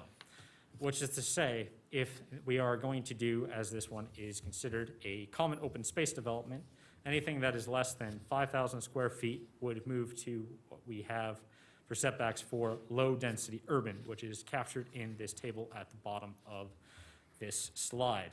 As you can see that the setbacks are reduced for the front and rear, specifically it is a denser context. Moving on to Article 408. Article 408 has 5 parts that are required in order to meet the purpose. This application meets all 5, which is preserving and providing open space, protecting natural and scenic resources, achieving a more efficient use of land, minimizing road building, and encouraging a sense of community. These purpose requirements were included in staff's analysis for the specific setback, lot, and size variations that are requested. So, single-family attached. The applicant is requesting lots between 800 square feet and 1,348 square feet. Staff believes that this is absolutely necessary to achieve a more efficient use of land. Likewise, the reduced lot width, as opposed to 60 foot, is reduced to 16 to 24 feet, depending on the type of house. This is absolutely required for construction purposes, as well as to achieve a more efficient use of land. It's hard to do townhouses if they're 50 feet wide. Setbacks, again, staff agrees with the request for a 0-foot side yard setback, though there was some confusion over code definitions and the design. Staff has provided conditions, and we will elaborate on the confusion. So the applicant provided here on the left-hand side a front yard setback which fronts onto the court. Per development code, that is the rear because the front is defined based on the street. Therefore, staff is requesting that the applicant provide a 15-foot or expand the proposed lot size to include the 15-foot Portland concrete cement area as outlined on the conditioned lot, which is basically to say, include the driveway in the lot size. This is in part in order to reduce the complexity of parking requirements, as that requires landscaping and buffering, and we'll touch on that in a bit. Effectively, what we're looking at is the green highlights, which is a front yard setback of 15 feet, a side yard setback of 0 feet, and a rear yard setback of 10 feet. Moving on to single-family detached. Again, staff has no issue with the proposed lot sizes, as this is required in order to protect the environmentally sensitive areas, such as steep slopes on the lot. Likewise, the lot width ranging from 45 to 70 feet is generally less than the required 60 foot for high-density suburban, and this is required to make a more efficient development pattern. However, there is a sticking point on the required setbacks for the detached units, specifically because staff believes that this adds unnecessary complication to the administration of setbacks because we have additional setbacks as opposed to just relying on 110, 406, 05's reduction in lot sizes. Basically, what staff is looking at here is that if your lot size is greater than 5,000 square feet, which not very many of these are, your setbacks would be 25 and 20, whereas if they're less than 5,000 square feet, it would be 15, 5, and 10. This realistically is just splitting the difference between the 20-foot main residence and 20-foot garage that was originally proposed by the applicant. Article 410, parking. Parking meets the requirements as conditioned. There is an excess of parking, therefore staff does not have too many concerns. However, staff would like to highlight that if these areas that are in Portland concrete cements were considered to be part of the street, which is what they are currently as proposed, there would need to be tree plantings and bufferings in order to meet the requirements of 410 and 412. Therefore, including it within the property makes it much easier to regulate as well as mitigate fire concerns. Under Article 412, landscaping. Overall, the proposed project meets the landscaping as conditioned. The specific conditions relate to WUI landscaping, as this is located in a WUI high zone. Article 424, Hillside Development. Technically, this meets the requirements as a very, very large chunk of the lot contains slopes greater than 15%. Specifically, what this does is triggers Washoe County trail standards as well as landscaping and fire. Specifically, staff has prohibited the plants that are included in your staff report in, I believe, Exhibit C, to be avoided in the landscaping, to be actually prohibited in the landscaping. As you can see here, most of the development is in the green area, which is less than 15% sloped. Some of the area for cuts required for drainage are in the orange area, but by and large, the entire development avoids the areas considered least suitable for development and in the development constraints map listed under regional. Article 438, there are 3 things we need to discuss. Trails first. Not to traverse slopes greater than 30%. This is required under Cold Springs Policy 4.1.4 unless it is for required infrastructure. I want to discuss briefly the Director's Modification of Standards. This is a response to engineering's requirement of a 1 to 1.3 retention requirement, which is the reason why this did not go before you in June. And it went back to engineering in order to incorporate this condition. This resulted in cuts more than 10 feet from the existing grade, and we'll touch on just the general grading standards left over. So, trails. On these 2 maps, you see on the right, the purple areas are the trails as listed by the applicant. Staff, in accordance with Cold Springs Policy 4.1.4, not to have anything traverse development or grading otherwise traverse slopes in excess of 30%, is requiring that the applicant abandon and revegetate the trails that are outlined in red, as they are on slopes that are greater than 30%. Just to bring up the cuts and fills in terms of the director's mod, as you can see, the dark red areas are areas that have cuts that exceed 10 feet. And then we have light red, which is 0 to 10 feet cuts, and then we have 10-foot max fills in the blue. As you can see, all of the very dark red is contained within what are the retention and detention basins required for proper drainage. Just to make this very clear, these are the sections for the proposed cuts. None of the cuts are going to result in slopes steeper than 3 to 1. We have 2 6-foot retaining walls, which will be adequately screened by any constructed houses, as I've provided a 20-foot house there just to provide some insight into how much they would be screened by the houses as constructed.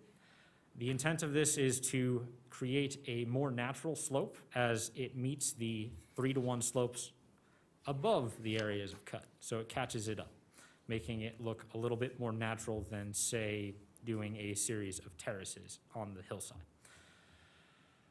All other grading requirements need to be met outside of the director's modification of standards, which again is pursuant to approval here, though staff is recommending approval of the director's modification of standards. Article 604, design requirements. There's a pedestrian circulation plan required, which will be used to determine both the location of the promised flashing crosswalk and street lighting.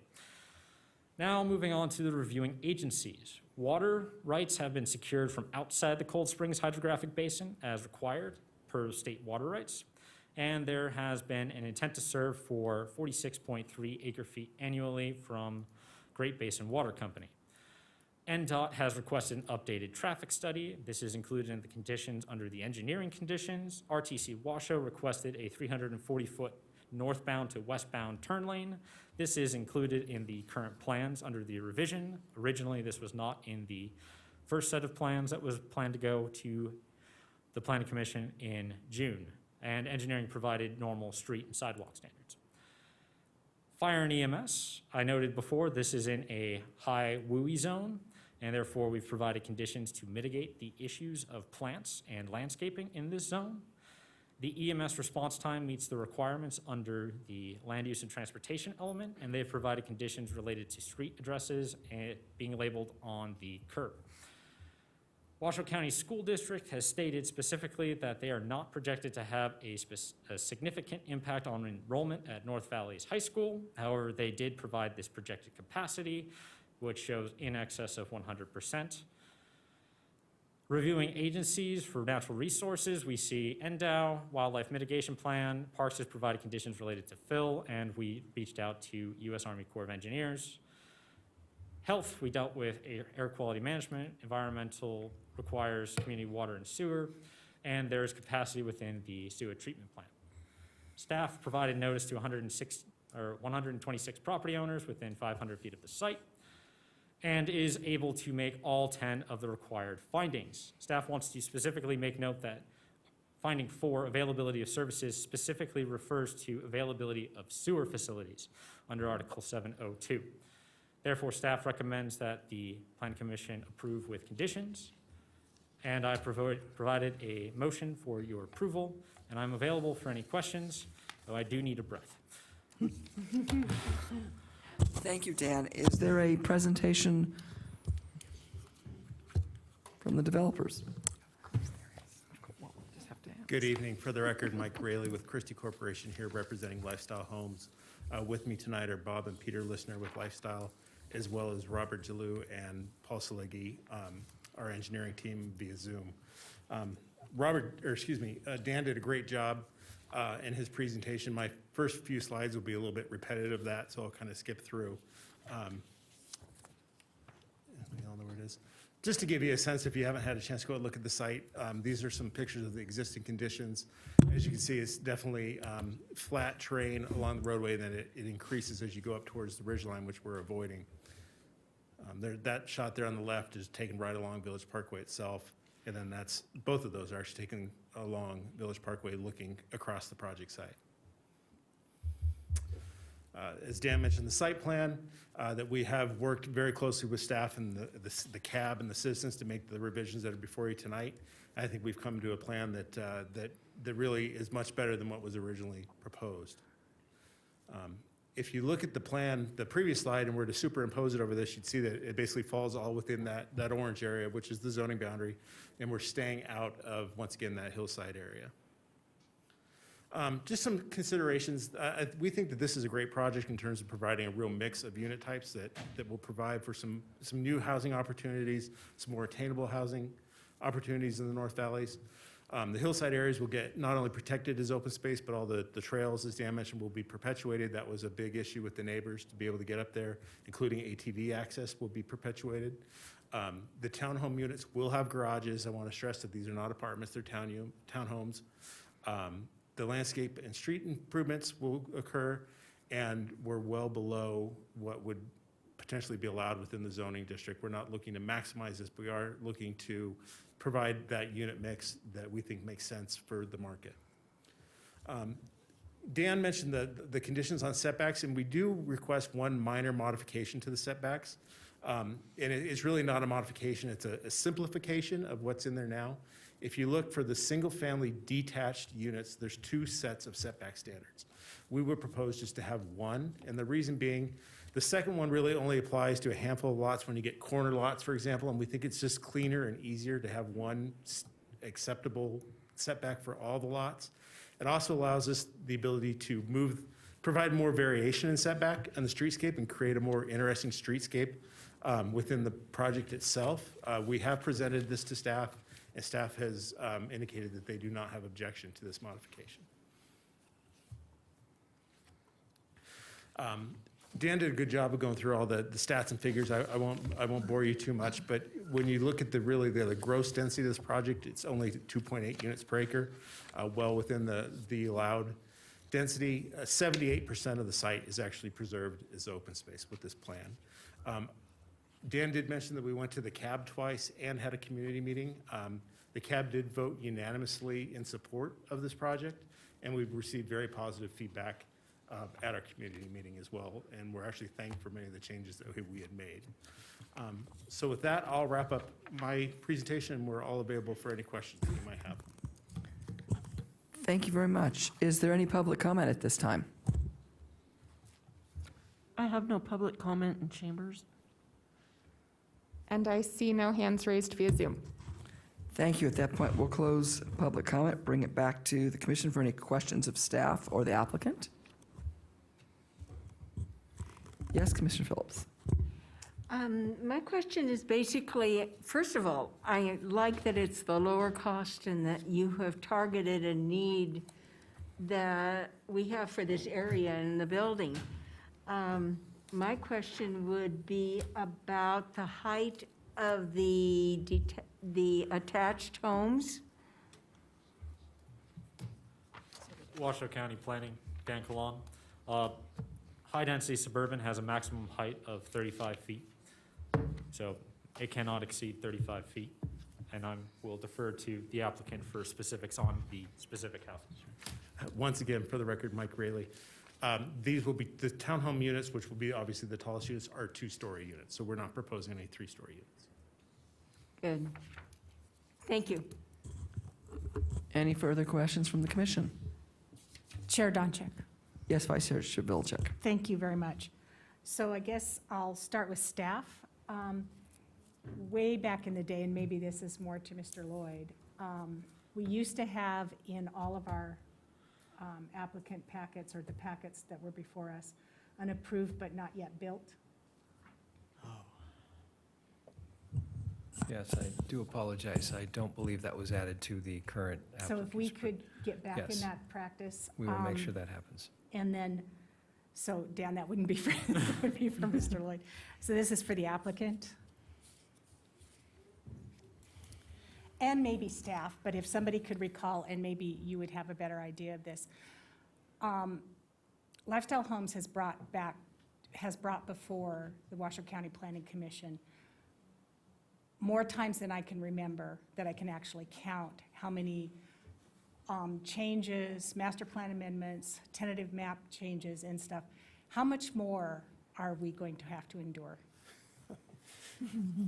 I'll try to answer that, and Peter may want to answer. So, so it's been the goal, and Peter may correct me, but their goal is to essentially title out their holdings so that he can keep up with demand and keep their workers working into the foreseeable future. So in Cold Springs, Woodland Village, you've seen the last of that come through. That's essentially being built out. There is another map off of Cold Springs Drive, I believe about 42 units that was recently approved. And then this, and that's really for the majority of what's left in the Cold Springs Valley. Because it is, I mean, and that's not meant to be a criticism, it's just, it's exhaustive for the public to try to keep up with this. Sure. And, you know, and this goes back into planning in general, is that when these come before public groups initially, there's a concept. And that's where the public kind of tunes in. And then, so when we compare what is actually happening to what happened in the concept, they're unrecognizable.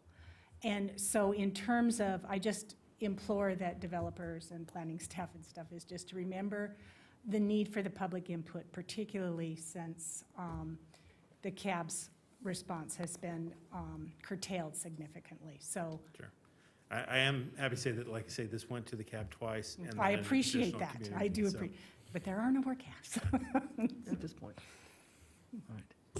All right. Well, it looks like Mr. Listener. Commissioners, thank you. Peter Listener for the record. Rambling on here a little bit, I'll tell you that, excuse me, we decided some time back that we should just come all at once because it's so painful for all of us, right? And I don't know if you noticed or not, but my dad's 80 and still kicking like crazy, but we thought it would be a good idea for the family to make sure that everything is cleaned up, so at some point, the rest of the family knows what they're doing. And I'll also add that, you know, we've had this land for, 30 years, and finally we're making stuff happen. And so, thank you. I just want to tell you that it was on purpose that we came all at once, and kind of a bad idea maybe now. So just for the rest of the commission, I probably have been involved with Lifestyle Homes from my position on the Citizens Advisory Board as the CAB chair for almost their entire 30 years. So I have a long history with Lifestyle Homes. So thank you. I have a question for Dan and a clarification on the proposed setback amendment that they're talking Yeah. about. What condition was it? So if you could clarify what that is, and they say that staff agrees on this amended or adjustment? Dan Kalan for the record. I would like to clarify that statement.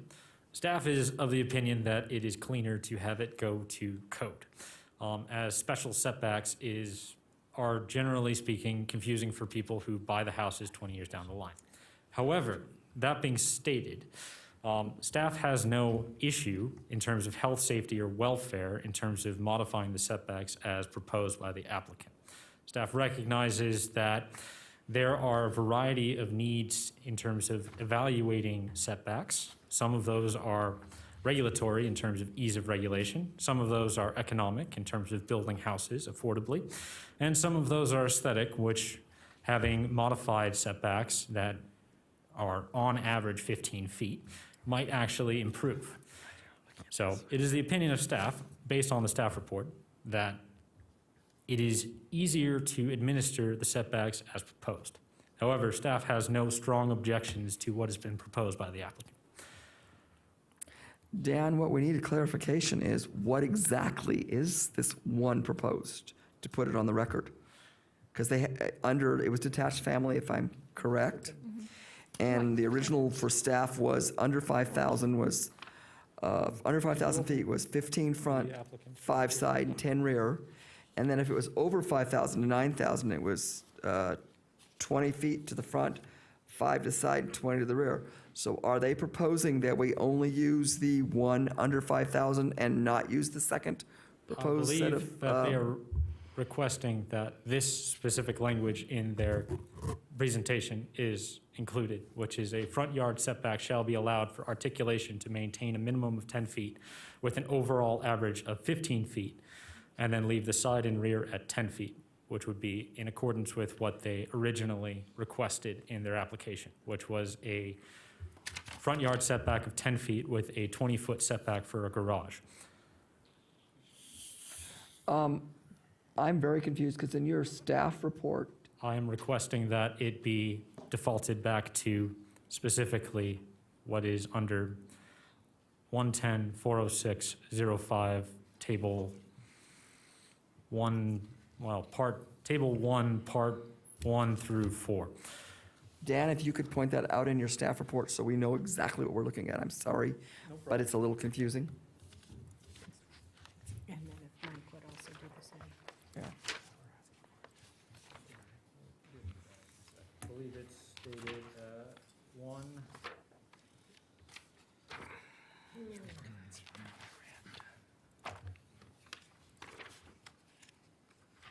Okay, it is condition 1V,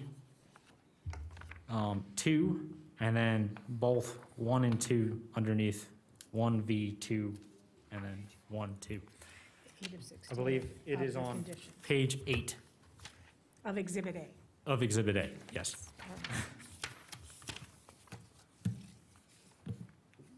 I'm working on Well, it. that's what I Thank you, Lacey. said, wasn't it? You're welcome. That isn't what he was telling me. Is this your notes from your meeting with him? No, this is my notes I took from here. So your proposal, staff would still like to go with 1 and 2, Correct. and they would only like to go with 1. Is that correct? I believe they would like to change it so that it is a different condition. Yes. I will let the applicant discuss their Thank you. proposal. Thank you, Madam Commissioner Chesney, what we're trying to, at least what I'm trying to figure out is we're gonna have to modify the motion. And so we need the specific setbacks. Sure. So if I can clarify, for the record, Mike Rayleigh again, with Christie Corporation. What we're trying to achieve is every house has to have a 20-foot minimum garage setback. But we don't want basically to stack every single house at the exact same setback, ka-chunk, ka-chunk, ka-chunk. I think you might remember this came up as a discussion on another project. So what we're proposing, we feel accomplishes that, so that a certain model may have a front porch that is, where that could come up to a 10-foot setback with the 20-foot garage, where the next model maybe or may not have a porch, so you get that articulation on the street, and you don't get this wall of houses, especially in a neighborhood with small lots like this. What we think is proposing will allow for a much more varied street setback and a much more interesting visually appealing neighborhood. So what we would propose is to have the minimum of 10 feet on the front yard setback with an overall average of 15, which would, obviously, if you had your 20-foot garage, and then the 10-foot for the house would average to 15. And that's what our proposal would be. So kind of a hybrid of what was in the staff report. But have that apply to every So you're single only lot. talking about the front, you're not changing the side We're or not changing rear. the side or the rear at all. Doesn't make any sense. But I want it in writing so that we know we're Well, approving. because the side and the rear are different depending on which size, so I don't get it. Yes, Commissioner Flick.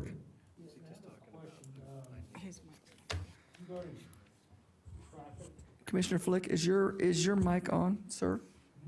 Is your mic on? It's supposed to have a red light? Mm-hmm. Doesn't. You're on. Okay, it's coming Okay. on. Can you hear me? I can't. Thank you, yes. I just have a question regarding the current road conditions and the impact the project is going to have on those road conditions. Sure. So we have Paul Salegi, our traffic engineer, on the line, and I'll give you the quick answer, and then if you have any additional questions, we can defer to Paul. But the Cold Springs area plan, as well as the North Valley's area plan, is a little bit unique in that they've adopted a level of service C standard. So under RTC policy, level of service D is acceptable for roadways. So Cold Springs is actually held to a higher level than what other areas of the region are held to. And so the traffic study was completed, and with the mitigation measures that we're providing, including the turn pocket in and that sort of thing, we are meeting that level of C standard. And if you have a kind of a more detailed question, I'll defer that to Paul Salegi, who's on the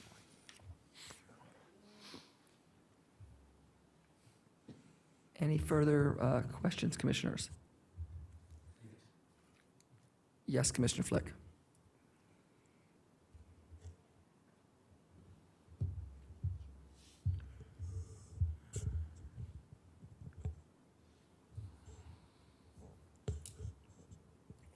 Commissioner Flick, did you have a further question, sir? Beg your pardon? Did you have a further question? No. Oh, Yes. I'm sorry, I thought you'd said yes. I'm sorry. I'm sorry, I thought you'd said yes. so Chair Doncheck? Yes, Vice Chair Vilchek. So in terms of page 8 of 16 on Exhibit A, conditions, so under V2, it will, as we go through our motion, would be a minimum 10-foot front with an overall average of 20 feet? No, so what, that's again, 15, thank you. So the front is 15?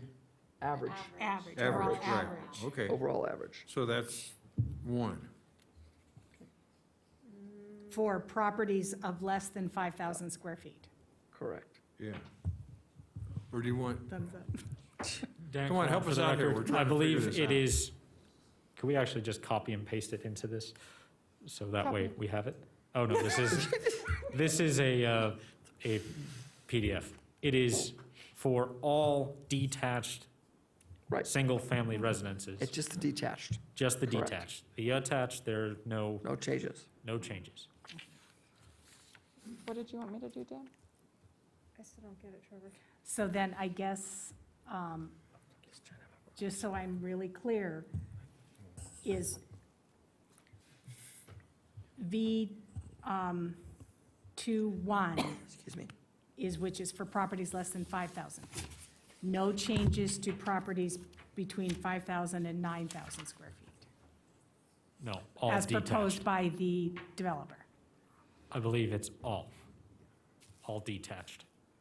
Are the detached proposed on a certain square footage of lot, So- over 5,000? so we strike the less than 5,000? Hold, ladies and gentlemen, can we get one question at a time, please?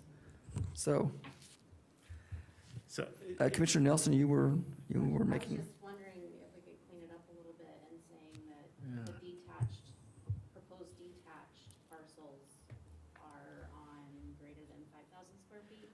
Or are they also they, less than? once again, for the record, Mike Riley, so the detached lot sizes vary. Generally speaking, they're less than 5,000 square feet. However, we do have corner lots, a few out there on the cul-de-sacs that are larger. And that's why we thought, you might have a larger lot that's literally right next door to the other standard. Let's just have one standard for the entire thing. We think it's easier, it'll make for a better streetscape. So we would propose that all single-family detached lots have a minimum front of 10 feet with an overall average of 15, and then leave the side and rear yard the same. So essentially, we'd modify number 1 and eliminate number 2 on that slide. Modify 1, eliminate 2. Can I make a recommendation? Can we have just a 2-minute recess so we can get Yes, clarification? of course. 'Cause I'm not quite understanding myself. Yeah, Okay. that would be Let's- really helpful.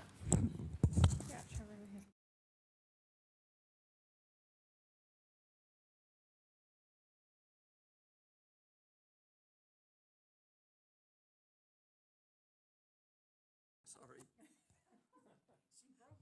It's unbroken. Ladies and gentlemen, I'm reconvening the Planning Commission meeting for September 7th at 8:52. Thank you. Staff would like to thank you for the sidebar. We're just going to clarify this and just go with a front yard setback of 10 feet, side yard setback of 5 feet, and rear yard setback of 10 feet for all detached, for ease of administration and understanding and tracking based on the quick sidebar with staff and the applicant at this point. And we're in agreement, and Ms. Gustafson, we have no legal issues with how we're doing this? I'm sorry, what was the question? It's okay. And I just want to make sure we were clear, and we had no legal issues with how we're doing this. I do not see any, no. Thank you very much. Madam Chair, Yes, Commissioner I'd like Chesney. to take a shot at the motion. We would love that. Thank you very much. Chair Donchik, Public comment. I apologize if I may interject. Recording Secretary Lacey Kerfoot for the record. Yes, I Lacey. would just like to read into the record that we did receive 8 voicemails from prior to the June meeting from Carmen Jones, Emily Pekka, Joni Medeiros, Ken Butler, Marie Butler, Michelle Butler, Phyllis Foster, and Shannon. We also received 4 emailed public comments from Irene Kraus, Stacy Dinan, Laurel Quam, and Andrea Corbett, which were provided to the commissioners and posted on the Washoe County website prior to the meeting. Thank you. Thank you, Lacey, very much. Commissioner Chesney. Okay. I move that after giving reasoned consideration to the information contained in the staff report and information received during the public hearing, Washoe County Planning Commission approved tentative subdivision map WTM 21-007 for Lifestyle Homes, TND, with the conditions included as Exhibit A to this matter, having made all 10 findings in accordance with Washoe County, and amending condition V, building setbacks for the subdivision shall be as follows. Commissioner Chesney, I think just as amended in the meeting for condition 1V sub 2. Okay. Yeah, Okay. what he said. We have it first. Do we have a second in the motion? Chair Donchik, Yes, Vice Chair Chivilcek. I'll second that motion. Thank you very much. We have a first and a second in the motion. Any further discussion? Hearing no further discussion, I'll take a vote. All those in favor? Aye. Aye. Any opposed? Thank you very much, ladies and gentlemen. The motion passes. Just remember this. I want it in writing.